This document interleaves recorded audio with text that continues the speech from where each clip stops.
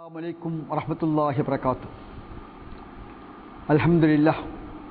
അൽഹംദുലില്ലാഹി റബ്ബിൽ ആലമീൻ വസ്സലാത്തു വസ്സലാമു അലാ റസൂലിൽ അമീൻ അലാ ആലിഹി വസഹ്ബിഹി അജ്മഈൻ വമാ തൗഫീഖി ഇല്ലാ ബില്ലാഹ് അലൈഹി തവക്കൽതു വഇലൈഹി ഉനീബ്. റബ്ബി ഇശ്റഹ് ലി സദ്രി വയസ്സിർ ലി അംരി വഹ്ലുൽ ഉഖ്ദതം മിൻ ലിസാനി യഫ്ഖഹു ഖൗലി. ആദരണീയരായ സഹോദരന്മാരെ, സഹോദരിമാരെ, സർവശക്തനായ അല്ലാഹു സുബ്ഹാനഹു വ തആല നമ്മെ ഏവരെയും സദാ അനുഗ്രഹിക്കുമാറാവട്ടെ. ജമാഅത്തെ ഇസ്ലാമി വിശുദ്ധ ഖുർആനും തിരുസുന്നത്തും അനുസരിച്ച് ഈ രാജ്യത്ത് പ്രവർത്തിച്ചുകൊണ്ടിരിക്കുന്ന ഒരു പ്രസ്ഥാനമാണ്. അതുകൊണ്ട് ഖുർആനും സുന്നത്തും ഏതൊരു ജീവിത രീതിയാണോ മുന്നോട്ട് വെക്കുന്നത് അതാണ് ജമാഅത്തെ ഇസ്ലാമി അംഗീകരിക്കുകയും സ്വീകരിക്കുകയും ചെയ്യുന്നത്. പക്ഷേ പ്രവാചക ചര്യയിൽ നിന്ന് എല്ലാവർക്കും ഏകോപിതമായി മനസ്സാക്കാൻ കഴിയാത്ത ഒട്ടേറെ കർമ്മശാസ്ത്ര പ്രശ്നങ്ങൾ നമുക്ക് കാണുവാൻ കഴിയും. ആ കർമ്മശാസ്ത്ര വിഷയങ്ങളിൽ ജമാഅത്തെ ഇസ്ലാമി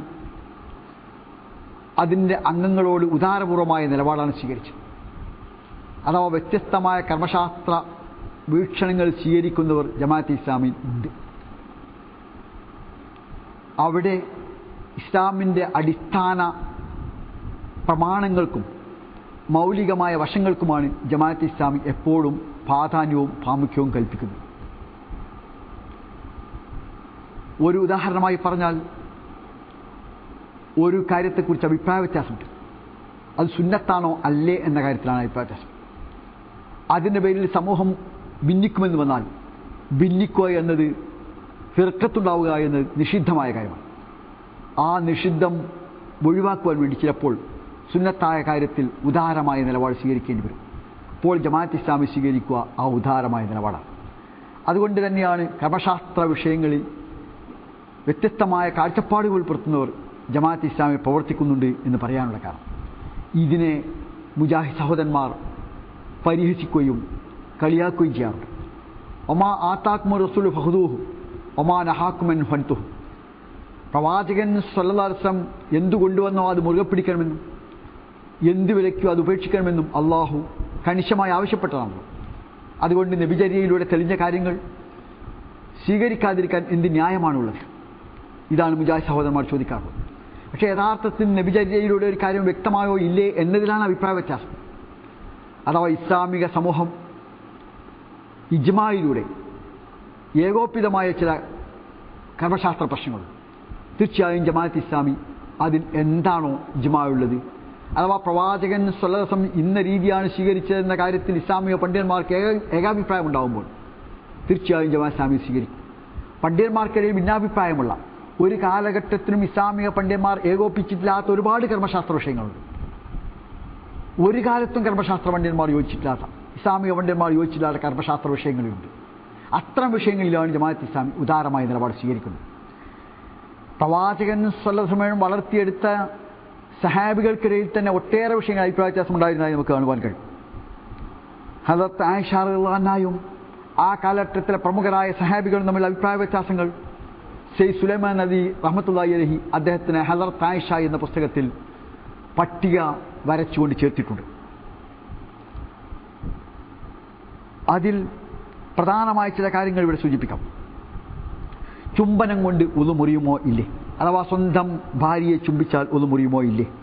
ജനാസ ചുമന്നാൽ ഉളു മുറിയുമോ? സ്ത്രീ കുളിക്കുമ്പോൾ തലമുടി അടിച്ചിടൽ നിർബന്ധമാണോ? ജനനേന്ദ്രിയങ്ങൾ തമ്മിൽ ചേരുന്നത് മൂലം കുളി നിർബന്ധമാകുമോ? ഖുർആൻ എന്നാൽ എന്താണ്?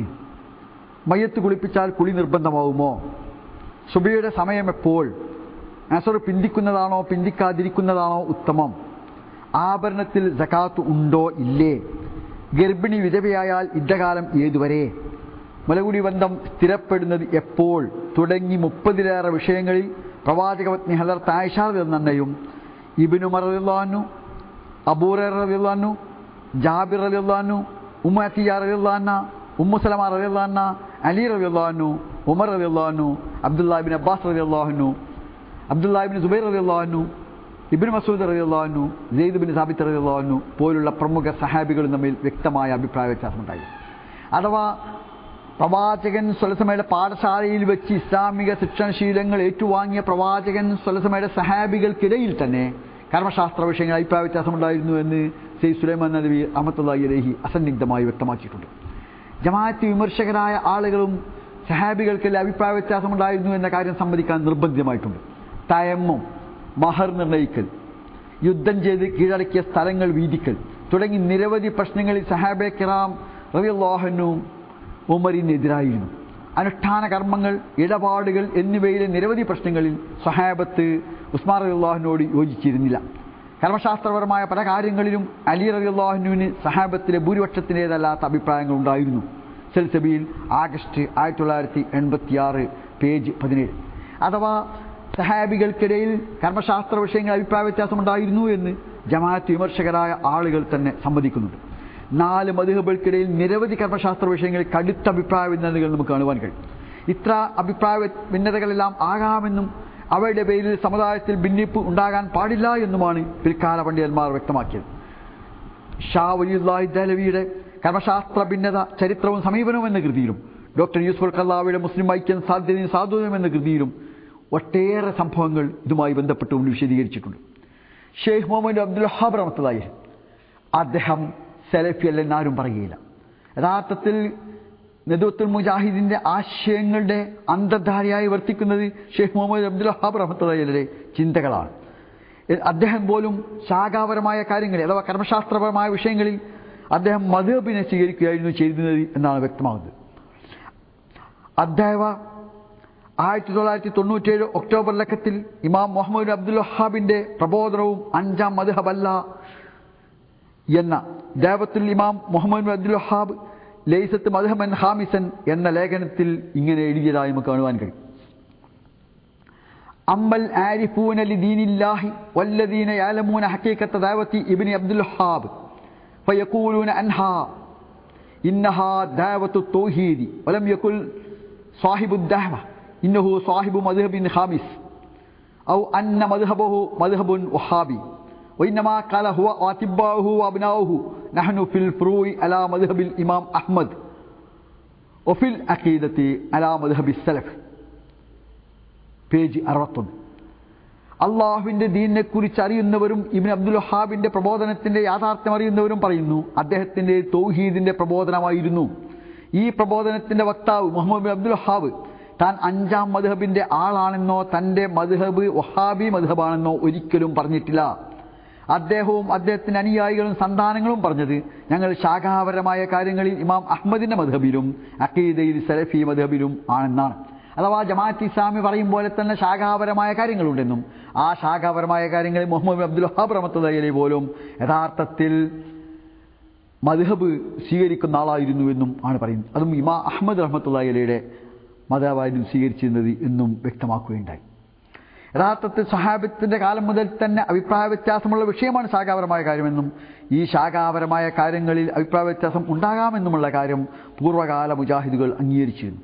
ന്യൂ അൻസാരിയുടെ വിശേഷാൽ പ്രതിയിൽ ഇങ്ങനെ നമുക്ക് കാണാം. ശാഖാപരമായ അഭിപ്രായ വ്യത്യാസങ്ങൾ മൂലമാണ് 4 മദ്ഹബുകൾ തന്നെ ഉണ്ടായതെന്നും നമസ്കാരത്തിലെ കൈകെട്ടലും നമസ്കാരത്തിന് ശേഷം ഇമാം സ്ഥലം വിടലുമെല്ലാം ശാഖാപരമായ കാര്യമാണെന്നും മുജാഹിദ് സംഘയുടെ സ്ഥാപക നേതാക്കളിൽ ഒരാളെ മർഹൂം EK മൗലവി തന്നെ ന്യൂ അൻസാരി നിബിദിന വിശേഷാൽ പ്രതി പേജ് 36-37 വ്യക്തമാക്കിയിട്ടുണ്ട്. ഇത് പറയുമ്പോൾ പറയും EK മൗലവിയും KM മൗലവിയും ഒന്നും ഞങ്ങൾക്ക് മാതൃകയല്ല, ഞങ്ങൾ ഖുർആനും സുന്നത്തും അനുസരിച്ചാണ്. അപ്പോൾ ചോദ്യം സ്വാഭാവികമായും ഉയർന്നു വരും, എങ്കിൽ നിങ്ങളുടെ കൂട്ടത്തിൽ ഖുർആനും സുന്നത്തും അനുസരിച്ച് ജീവിക്കുന്ന ആരാണുള്ളത്? ആരാണ് ഖുർആൻ സുന്നത്തും അനുസരിച്ചുള്ള കർമ്മശാസ്ത്ര രീതി സ്വീകരിക്കുന്നവർ? ഇത്തരം കാര്യങ്ങളിൽ വളരെ വ്യത്യസ്തമായ മാർഗം സ്വീകരിക്കുന്നവരാണ് യഥാർത്ഥത്തിൽ ലോക ഇസ്ലാമിക പണ്ഡിതന്മാർ എന്നതാണ് വസ്തുത. കർമ്മശാസ്ത്ര ഭിന്നതകളുള്ള വിഷയങ്ങളിൽ വിശാലത സ്വീകരിക്കലാണ് സച്ചരിതരായ മുൻഗാമികളുടെ മാർഗം. ജമാഅത്തെ ഇസ്ലാമിയുടെ സമീപനവും അതുതന്നെയാണ്. മൂക്കിൽ നിന്ന് രക്തം വരികയോ അല്ലെങ്കിൽ ശരീരത്തിൽ മറ്റെവിടെയെങ്കിലും ധാരാളം രക്തം ഒഴുകുകയോ ചെയ്താൽ വുളു മുറിയുമെന്ന അഭിപ്രായക്കാരനായിരുന്നു ഇമാം അഹ്മദ് റഹ്മത്തുള്ളാഹി അലൈഹി. അതായത് മൂക്കിൽ നിന്ന് രക്തം വരികയോ രക്തം കൂടുതൽ ഒഴുകുകയോ ചെയ്താൽ വുളു മുറിയുമെന്നായിരുന്നു അദ്ദേഹം അഭിപ്രായം. ധാരാളം രക്തമൊലിച്ചിട്ടും വുളു എടുക്കാതെ നമസ്കരിക്കുന്നവരെ താങ്കൾ തുടരുമോ എന്ന് ചോദിച്ചപ്പോൾ, അഥവാ സ്വയം എന്തായിരുന്നു അദ്ദേഹത്തിന്റെ അഭിപ്രായം? ഇമാം അഹ്മദ് റഹ്മത്തുള്ളാഹിയുടെ അഭിപ്രായം മൂക്കിനോ ശരീരത്തിനോ കൂടുതൽ രക്തം വന്നാൽ വുളു മുറിയുമെന്നായിരുന്നു.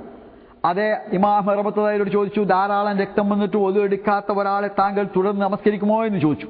അത് അദ്ദേഹം പറഞ്ഞ മറുപടി, ഇമാം മാലിക്കിന്റെയും സയ്യിദ് ബിൻ മുസയ്യിബിന്റെയും പിന്നിൽ ഞാൻ എങ്ങനെ നമസ്കരിക്കാതിരിക്കുമെന്നാണ്. ഇതാണ് ജമാഅത്ത് ഇസ്ലാമി സ്വീകരിക്കുന്നത്. അഥവാ ജമാഅത്ത് ഇസ്ലാമിക്കാർക്ക് ചിലപ്പോൾ സുബഹിക്ക് ഖുനൂത്ത് ഓതേണ്ട എന്ന അഭിപ്രായം ഉണ്ടായിരിക്കും. പക്ഷേ സുബഹിക്ക് ഖുനൂത്ത് ഓതുന്ന ഒരു വിഭാഗത്തിന്റെ അടുത്തെത്തിയാൽ ജമാഅത്ത് ഒരാൾ ഇമാമിന്റെ പിന്നാണ് നമസ്കരിക്കുന്നതെങ്കിൽ തീർച്ചയായും അവിടെ ഖുനൂത്ത് ഓതും. അഥവാ എന്താണ് സംഭവം എന്ന് ചോദിച്ചാൽ അതാണ് പൂർവ്വകാല പണ്ഡിതന്മാർ സ്വീകരിച്ചത്. ഇമാം അഹ്മദ് അംബർ റഹ്മത്തുള്ളാഹി അലൈഹി ഇതിനേക്കാളെ പ്രധാനപ്പെട്ട കാര്യമാണല്ലോ ഒതു മുറിയുമോ ഇല്ലേ എന്നത്.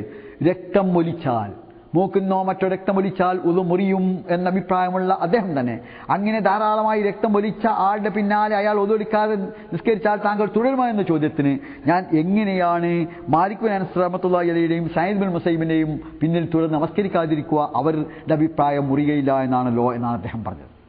അതുപോലെ ഇമാം ഷാഫി റഹ്മത്തുള്ളാഹി അലൈഹി ഇമാം അബൂ ഹനീഫ റഹ്മത്തുള്ളാഹി അലൈഹിയോട് ഏറെ ആദരവ് പുലർത്തുന്ന ആളായിരുന്നു.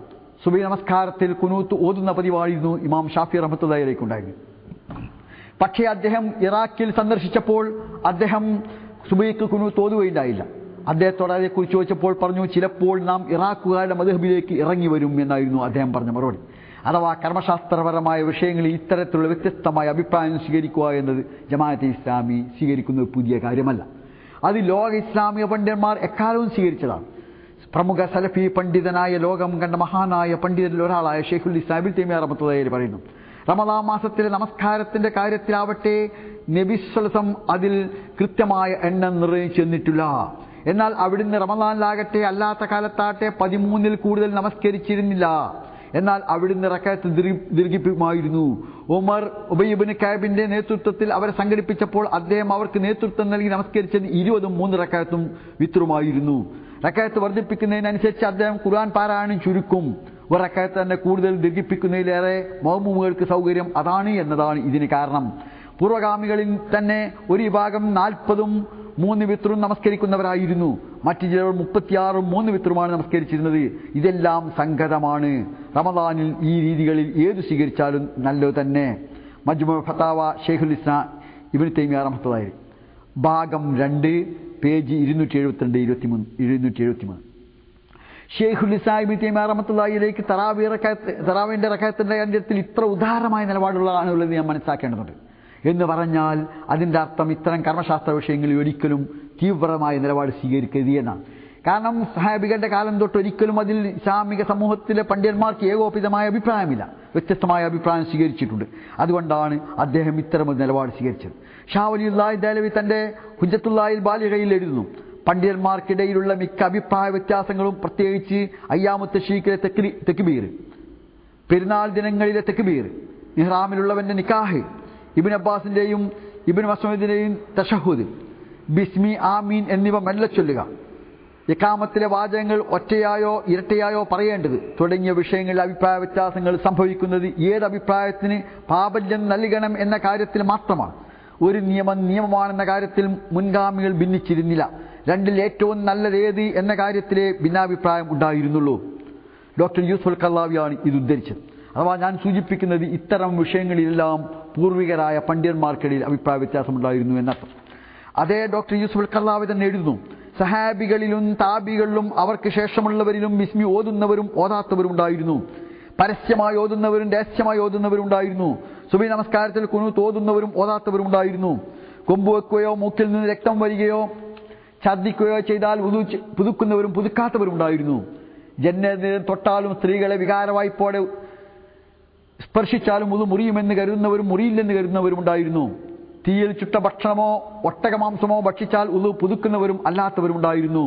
മുസ്ലിം ഐക്യം സാധ്യതയും സാധുതയും പുറം 54. അഥവാ കർമ്മശാസ്ത്രപരമായ വിഷയങ്ങളിൽ സഹാബികൾക്കിടയിൽ താബികൾക്കിടയിൽ എക്കാലവും അഭിപ്രായ വ്യത്യാസമുണ്ടായിരുന്നു. ആ അഭിപ്രായ വ്യത്യാസമുള്ള കാര്യങ്ങളിൽ ജമാഅത്തെ ഇസ്ലാമിയും അഭിപ്രായ വ്യത്യാസത്തെ അംഗീകരിക്കുന്നു എന്നതാണ് യഥാർത്ഥത്തിൽ ഈ കാര്യത്തിലുള്ള നിലപാട്. അതുകൊണ്ട് തന്നെ ഒരു കാര്യം ഇവിടെ സൂചിപ്പിക്കേണ്ടതുണ്ട്. ജമാഅത്തെ ഇസ്ലാമി ഇത്തരം കാര്യങ്ങൾ സ്വീകരിക്കുന്ന നിലപാടിനെ അവസരവാദമെന്ന് ആക്ഷേപിക്കുന്നത് ശരിയല്ല. മുജാഹിദ് സഹോദരന്മാരും ഇത്തരം കാര്യങ്ങളിൽ ഒരേ ഏകാഭിപ്രായക്കാരല്ല എന്നതാണ് വസ്തുത. ഇത് യഥാർത്ഥത്തിൽ മുജാഹിദ് പണ്ഡിതന്മാർക്കിടയിൽ കർമ്മശാസ്ത്രപരമായ വിഷയങ്ങളിലുള്ള അഭിപ്രായ വ്യത്യാസത്തെ കുറിക്കുന്ന ഒട്ടേറെ ഉദ്ധരണികൾ നമുക്കിന്ന് ലഭ്യമാണ്. എത്രത്തോളം എന്ന് വെച്ചാൽ അതിൽ ജമാഅത്തെ ഇസ്ലാമി പുലർത്തുന്നത് പോലെ തന്നെ വ്യത്യസ്തമായ നിലപാട് പുലർത്തുന്ന മുജാഹിദ് സഹോദരന്മാരെയും ഇന്ന് നമുക്ക് കാണുവാൻ കഴിയും. ഒരു കാര്യം ഇവിടെ സൂചിപ്പിക്കട്ടെ.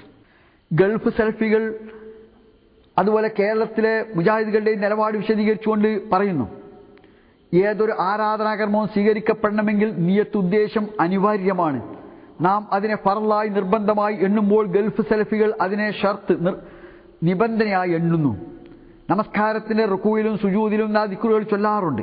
പക്ഷെ അത് ചൊല്ലാൻ മറന്നുപോയാലോ നാം അതിന് പകരമായി സെഹ്വിന്റെ മറവിയുടെ സുജൂദ് ചെയ്യാറില്ല. ഗൾഫ് സെൽഫികൾ അത്തരം സന്ദർഭങ്ങളിൽ മറവിയുടെ സുജൂദ് ചെയ്യുന്നു.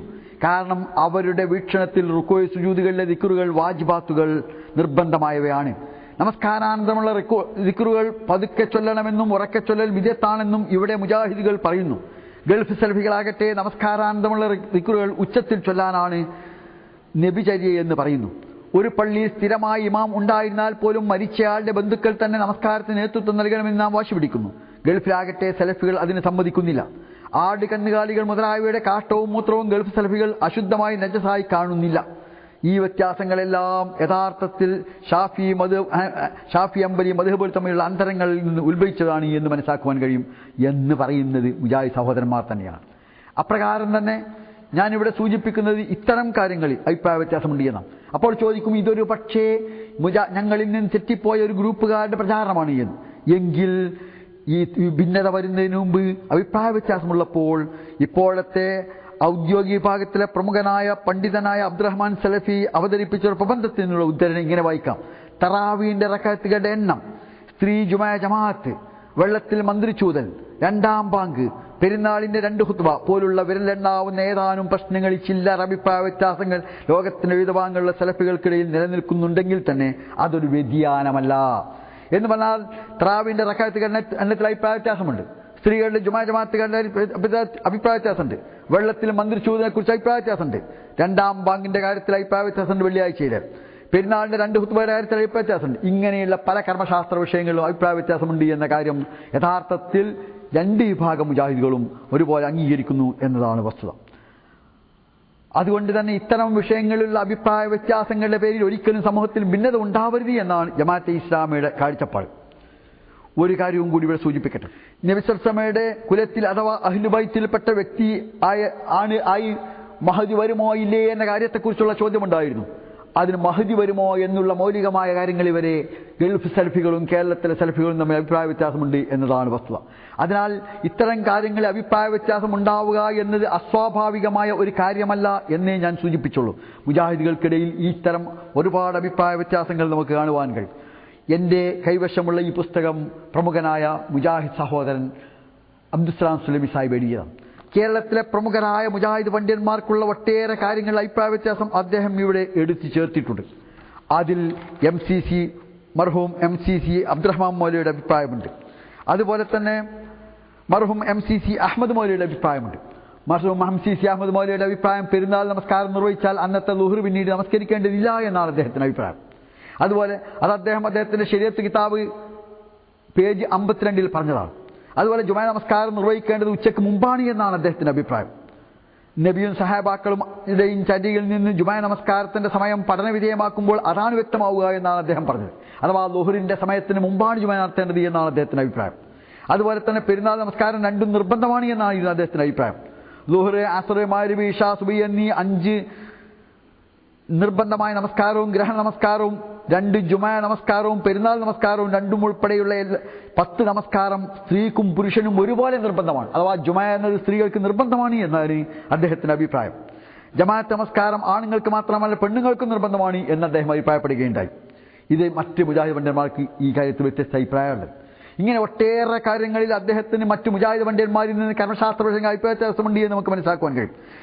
മർഹൂം MCC അബ്ദുറഹ്മാൻ മൗലവി തറാവീ നമസ്കാരം 11 റക്അത്താണ് നബി സല്ലല്ലാഹു അലൈഹി വസല്ലം നമസ്കരിച്ചതെങ്കിലും സൗകര്യാനുസരണം വർദ്ധിപ്പിക്കാമെന്നായിരുന്നു അദ്ദേഹത്തിന്റെ കാഴ്ചപ്പാട്. മരിക്കുന്നവരെ അദ്ദേഹത്തിന്റെ വീക്ഷണം അതായിരുന്നു. അത് MCCയുടെ സ്മാരക ഗ്രന്ഥത്തിൽ എഴുതിയ ലേഖനത്തിൽ വ്യക്തമാണ്. അപ്രകാരം മർഹൂം KM മൗലവി സാഹിബിന്റെയും അഭിപ്രായം ഇക്കാര്യത്തിൽ ഇത് തന്നെയായിരുന്നു. അഥവാ നമസ്കാരത്തിന്റെ കാര്യത്തിൽ തറാവീ നമസ്കാരത്തിന്റെ റക്അത്തുകളുടെ കാര്യത്തിൽ ഒരിക്കലും തീവ്രമായ നിലപാട് വേണ്ടതില്ല എന്നായിരുന്നു അദ്ദേഹത്തിന്റെ അഭിപ്രായം. മർഹൂം AK അബ്ദുൽ ലത്തീഫ് മൗലവി മങ്കട അബ്ദുള്ള മൗലവി, കൂട്ടായി അബ്ദുള്ള മൗലവി, MK അലി അക്ബർ മൗലവി, മർഹൂം ഉമർ മൗലവി, പറപ്പൂർ അബ്ദുറഹ്മാൻ മൗലവി, മർഹൂം A അലവി മൗലവി, അതുപോലെ NV ഇബ്രാഹിം മാസ്റ്റർ തുടങ്ങി മുജാഹിദിലെ പ്രമുഖരായ ആളുകൾക്ക് ഒട്ടേറെ വിഷയങ്ങളിൽ കർമ്മശാസ്ത്രപരമായ അഭിപ്രായ വ്യത്യാസങ്ങൾ ഉള്ളതായി നമുക്ക് മനസ്സിലാക്കുവാൻ കഴിയും. അതുകൊണ്ട് ജമാഅത്തെ ഇസ്ലാമി പ്രവർത്തകർക്കിടയിൽ കർമ്മശാസ്ത്രപരമായ വ്യത്യസ്ത അഭിപ്രായം സ്വീകരിക്കുന്നു എന്നതിന് പേരിൽ അത് അവസരവാദമാണെന്ന ജമാഅത്തിനെതിരെയുള്ള ഇതിന്റെ വിമർശകന്മാരുടെ ആരോപണം യഥാർത്ഥത്തിൽ സ്വന്തം നെഞ്ചിന് നേരെ തന്നെ തിരിയുന്നതാണ് എന്നതാണ് വസ്തുത. ഇപ്പോൾ തന്നെ നമസ്കാരത്തിന്റെ അത്തഹിയാത്തിൽ കൈവിരൽ ആട്ടണമോ ആട്ടണ്ടയോ, നീത്തിലാൽ കൈകെട്ടുകയാണോ വേണ്ടത്, കെട്ടാതിരിക്കുകയാണോ വേണ്ടത് എന്ന് തുടങ്ങി ഒട്ടേറെ വിഷയങ്ങളിൽ മുജാഹിദുകൾക്കിടയിൽ അഭിപ്രായ വ്യത്യാസം നമുക്ക് കാണുവാൻ കഴിയും.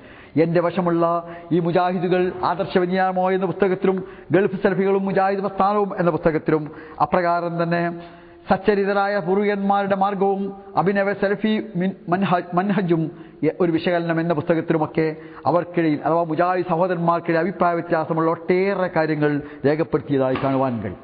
അതിനാൽ മനസ്സിലാക്കേണ്ടത് ഇത്തരം കർമ്മശാസ്ത്രപരമായ വിഷയങ്ങളിൽ അഭിപ്രായ വ്യത്യാസം നിലനിന്നിരുന്നു എന്നതാണ്. ചില കാര്യങ്ങൾ ഇസ്ലാമിൽ അടിസ്ഥാനപരമാണ്, ചിലത് ശാഖാപരമാണ്. ഇസ്ലാമിക ചരിത്രത്തിൽ പണ്ഡിതന്മാർ ഏകോപിതമായി ഒരേ അഭിപ്രായത്തിൽ എത്താത്ത ഒട്ടേറെ കർമ്മശാസ്ത്ര വിഷയങ്ങളുണ്ട്.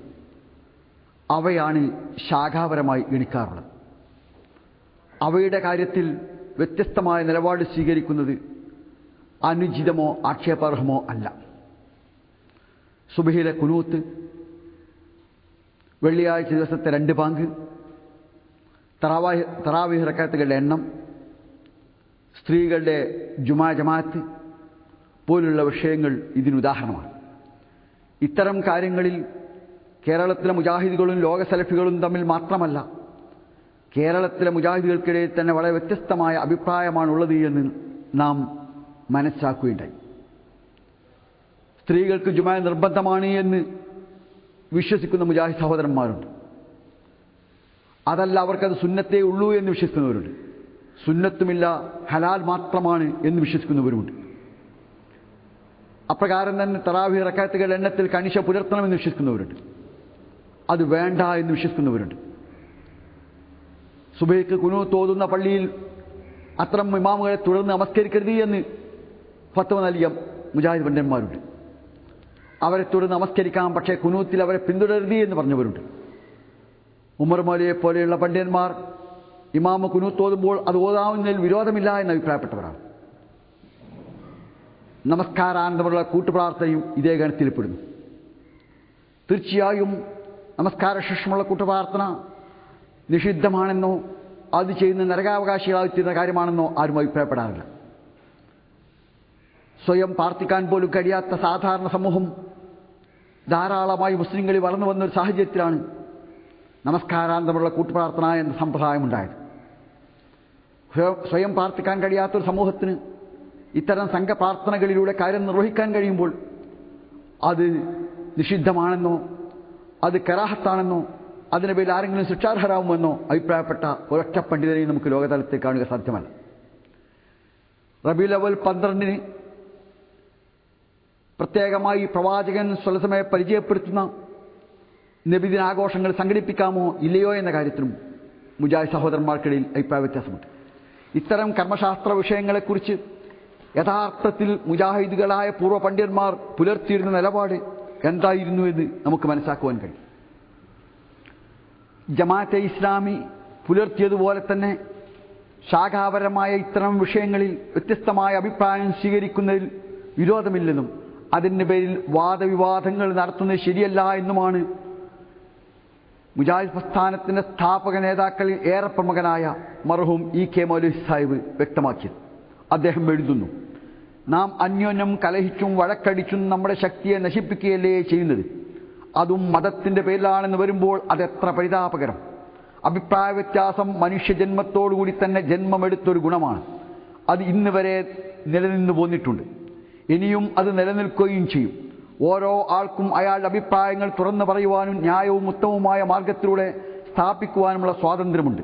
ഇതൊന്നും ആരും നിഷേധിക്കുന്നുമില്ല. ഇന്ന് നമ്മുടെ കേരളത്തിൽ തന്നെ ദീനിൻ്റെ പേരിൽ പല കക്ഷികളുമുണ്ട്. അവരുടെ നില എന്താണ്? ദീനിൻ്റെ നിലനിൽപ്പും രക്ഷയുമാണോ അവയുടെ ഉദ്ദേശ്യം, അഥവാ പാർട്ടിയുടെ വിജയമോ?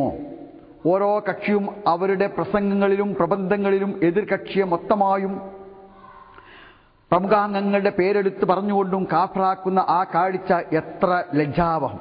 ഇസ്ലാമിക സൗധത്തിന്റെ രക്ഷയ്ക്കും നിലനിൽപ്പിനുമായിട്ടാണോ ഇവർ നിലകൊള്ളുന്നത്? ആ സൗധം ഇന്ന് ഇഞ്ചിഞ്ചായി കത്തി നശിക്കുകയാണെന്നുള്ള വസ്തുത ഇവർ അറിയുന്നില്ല. ഒരാൾ കൈകെട്ടുമ്പോൾ ഒരിഞ്ച് പൊങ്ങിപ്പോയെങ്കിൽ ഇജ്മാഇനെ നിഷേധിക്കുന്നത് കൊണ്ട് അവർ കാഫറാണെന്ന് ഒരു ആലിം ഫത്വ നൽകുന്നു. അവനെ പള്ളിയിൽ പ്രവേശിപ്പിച്ചുകൂടാ. അവനുമായി കൂടെ കഴിയുവാൻ പാടില്ല. നിക്കാഹ് ദുർബലപ്പെട്ടുപോയി. കൈ 2 ഇഞ്ച് താണുപോയെങ്കിൽ അപരന്റെ ദൃഷ്ടിയിൽ അവൻ മുബ്തദിയായി. അപ്പോഴേക്കും വാദപ്രതിവാദമായി, ഖണ്ഡന പ്രസംഗമായി. ഓരോ പാർട്ടിയും ജിഹാദ് വിളിച്ചു തുടങ്ങി. അപ്പോഴേക്കും പോലീസ് വന്നു. 12 പ്രഖ്യാപിച്ചു. ഏതെങ്കിലും ഒരു ഇമാം നമസ്കാരം കഴിഞ്ഞ ഉടനെ ജമാഅത്തായി പ്രാർത്ഥന നടത്താതെ എഴുന്നേറ്റ് പോയെങ്കിൽ അവനെ ഇമാമത്ത് ജോലിയിൽ നിന്നും ഖതീബ് ജോലിയിൽ നിന്നും പുറത്താക്കണമെന്നൊരു കൂട്ടർ, അത് പാടില്ലെന്ന് മറ്റൊരു കൂട്ടർ. അപ്പോഴേക്കും 2 കക്ഷിയിലെയും ഉലമാക്കൾ എത്തി. ചോദ്യോത്തരമായി, വാദപ്രതിവാദമായി, ഖണ്ഡനപ്രസംഗമായി. പിന്നാലെ പോലീസ് എത്തി, പള്ളി പൂട്ടി സീൽ വെച്ചു. ഇതാണോ സഹോദരന്മാരെ ദീൻ? ഇസ്ലാമിന്റെ പേരിലാണ് ഇതൊക്കെ ചെയ്യുന്നതെങ്കിൽ കഷ്ടം. ആ മഹാസൗധത്തിന്റെ നിലയെപ്പറ്റി ഇക്കൂട്ടർ അല്പമെങ്കിലും ചിന്തിച്ചിട്ടുള്ളോ? ശത്രുക്കൾ അതിനെ വലയം ചെയ്തു കഴിഞ്ഞിരിക്കുന്നു. അതിന്റെ നാശത്തിനായി 18 അളവും പ്രവർത്തിച്ചു വരുന്നു. അത്തരക്കാരിൽ നിന്ന് ഇസ്ലാമിനെ രക്ഷിക്കാൻ ഇവർ എന്തു ചെയ്തു? സഹാബത്തിന്റെ കാലം മുതൽക്ക് തന്നെ ശാഖാപരമായ വിഷയങ്ങളിൽ അഭിപ്രായ വ്യത്യാസമുണ്ടായിരുന്നു. അന്നൊക്കെ വാദപ്രതിവാദവും ഖണ്ഡനപ്രസംഗവും പള്ളിപൂട്ടലും ഉണ്ടായിരുന്നോ? 4 മദ്ഹബുകൾ തന്നെ എങ്ങനെ ഉണ്ടായി? ശാഖാപരമായ വിഷയങ്ങളിലുള്ള അഭിപ്രായ വ്യത്യാസം മൂലമല്ലേ? എന്നാൽ ഓരോരുത്തരും തങ്ങൾക്ക് ശരിയെന്ന് തോന്നിയത് സ്വീകരിക്കുകയും അനുസരണം പ്രവർത്തിക്കുകയും ചെയ്തു വരുന്നു. തന്മൂലം വഴക്കും വക്കാണവും മറ്റും ഉണ്ടായില്ല. കുറച്ചു കാലമായി നമ്മുടെ നാട്ടിൽ നടന്നുകൊണ്ടിരിക്കുന്നത് എന്താണ്? അവിടെ വാദപ്രതിവാദം, ഇവിടെ ഖണ്ഡനപ്രസംഗം, ഇവിടെ പള്ളി പൂട്ടി, അവിടെ 144 പാസാക്കിയെന്നല്ലേ? എന്തിന്റെ പേരിൽ? മതമാണ് കലഹമുണ്ടാക്കുന്നതെന്ന നിർമ്മതവാദികളുടെ വാദത്തിന് ഇതിനകം തെളിവുകൾ എന്തു വേണം? ഇത് നിർത്തിക്കൂടെ? 2 കൂട്ടരെയും വിളിച്ചുകൂട്ടിയൊരു വാദപ്രതിവാദം നടത്തി അഭിപ്രായ വ്യത്യാസങ്ങൾ അവസാനിപ്പിച്ച് കളയാമെന്ന് പലരും പറയുന്നതായി കേൾക്കാം. കുതിരക്ക് കൊമ്പ് വന്നതിന് ശേഷമായിരിക്കും ഈ കാര്യം നടക്കുക. അത്രമാത്രമേ എനിക്ക് മനസ്സിലാക്കാൻ സാധിക്കുന്നുള്ളൂ. ന്യൂ അൻസാരി നബിദിന വിശേഷാൽ പ്രതി പേജ് 36-37. ഇത് മർഹൂം EK മൗലവി സാഹിബ് പറഞ്ഞതാണ്. യഥാർത്ഥത്തിൽ ജമാഅത്ത് ഇസ്ലാമി വിഷയമായി പറയുന്നതിനേക്കാളേറെ ശക്തമായ നിലപാടാണ് മുജാഹിദ് പ്രസ്ഥാനത്തിന്റെ പ്രമുഖ നേതാവായ മർഹൂം EK മൗലവി സാഹിബ് ഇത് സംബന്ധമായി സ്വീകരിച്ചത് എന്ന് നമുക്കിതിലൂടെ മനസ്സിലാക്കുവാൻ കഴിയും. ഞാനിവിടെ സൂചിപ്പിക്കുന്നത് ഇത്തരം കാര്യങ്ങളുടെ അഭിപ്രായ വ്യത്യാസത്തിന്റെ പേരിൽ മതസംഘടനകൾ അവരുടെ സമയവും അവരുടെ സമ്പത്തും അവരുടെ ആരോഗ്യവും അവരുടെ പ്രസംഗവേദികളും അവരുടെ പുസ്തക പേജുകളും പത്രത്താളുകളും പാഴാക്കുന്നത് ശരിയല്ല എന്നും അതിൻ്റെ പേരിൽ തർക്കവിതർക്കങ്ങൾ പാടില്ല എന്നുമാണ് ജമാഅത്തെ ഇസ്ലാമിയുടെ കാഴ്ചപ്പാട്. കാരണം സഹാബികളുടെ കാലം തൊട്ട് ഇന്നോളം വരെ അഭിപ്രായ വ്യത്യാസമുള്ള ഇത്തരം ശാഖാപരമായ കാര്യങ്ങളിൽ ഏതെങ്കിലും ഒന്ന് സ്ഥാപിക്കുവാൻ വേണ്ടി വിവിധം വാദവിവാദങ്ങൾ നടത്തി അതിന്നോളം ഒട്ടും സ്ഥാപിക്കപ്പെട്ടില്ല എന്നത് മറ്റൊരു കാര്യവുമാണ്. വിവിധം പള്ളികൾ പൂട്ടുവാനും അതുപോലെ പ്രശ്നങ്ങൾ സൃഷ്ടിക്കുവാനും ഒട്ടേറെ സമയവും സമ്പത്തും വ്യയം ചെയ്യുവാനും ഇടവരുത്തുന്നത് ഇസ്ലാമികമായി ശരിയല്ല എന്നും നിരീശ്വരവാദികളായ ആളുകളെ ദീനിലേക്ക് കൊണ്ടുവരാൻ, നമസ്കരിക്കാത്ത ആളുകൾക്ക് നമസ്കാരത്തെക്കുറിച്ച് ബോധവൽക്കരിക്കുവാൻ, മദ്യപാനികളായ ആളുകൾ അതിൽ നിന്ന് രക്ഷിക്കുവാൻ, അന്ധവിശ്വാസങ്ങളെ അകപ്പെട്ടവർ അതിൽ നിന്ന് മോചിപ്പിക്കുവാൻ തുടങ്ങിയ ശ്രമങ്ങൾക്ക് ചെലവഴിക്കേണ്ട കാര്യം ഇത്തരം ശാഖാപരമായ കാര്യങ്ങൾക്ക് വേണ്ടി സമയവും സമ്പത്തും ആരോഗ്യവും വ്യയം ചെയ്യുന്നത് ശരിയല്ല എന്നതാണ് ജമാഅത്ത് ഇസ്ലാമിയുടെ കാഴ്ചപ്പാട്. അതുകൊണ്ട് തന്നെ വ്യത്യസ്തമായ വീക്ഷണങ്ങളുള്ളവർക്കെല്ലാം തങ്ങളുടെ വീക്ഷണങ്ങൾ ഏതാണോ ഏറ്റവും ശരിയെന്നവർക്ക് ബോധ്യമുള്ള വീക്ഷണങ്ങൾ ഇത്തരം വിഷയങ്ങളിൽ സ്വീകരിക്കാവുന്നതാണ്. ഇതാണ് മർഹൂം EK മൗലവി സാഹിബ് പോലെയുള്ള മുജാഹിദ് സ്ഥാപക നേതാക്കൾ പറഞ്ഞിട്ടുള്ളത്. ഇതുതന്നെയാണ് ഇക്കാര്യത്തിൽ ജമാഅത്ത് ഇസ്ലാമിയുടെ വീക്ഷണം. പക്ഷേ ഇതിന് പലപ്പോഴും വിരുദ്ധമായ കാര്യങ്ങൾ ചെയ്യാൻ പ്രേരിപ്പിക്കാറുള്ള സംഘടനാപരമായ പക്ഷപാതിത്വമാണ്. അടുത്ത കാലം വരെയും ഒരേ വേദിയിൽ പ്രവർത്തിച്ചിരുന്ന മുജാഹിദ് സുഹൃത്തുക്കൾ ഇപ്പോൾ ഭിന്നിച്ച് 2 കക്ഷികളായി മാറി. അതോടുകൂടി പള്ളി പൂട്ടലുകൾ ആരംഭിച്ചു. പള്ളികളിൽ വഴക്കും വക്കാണവും ആരംഭിച്ചു, തമ്മിൽ ആരംഭിച്ചു.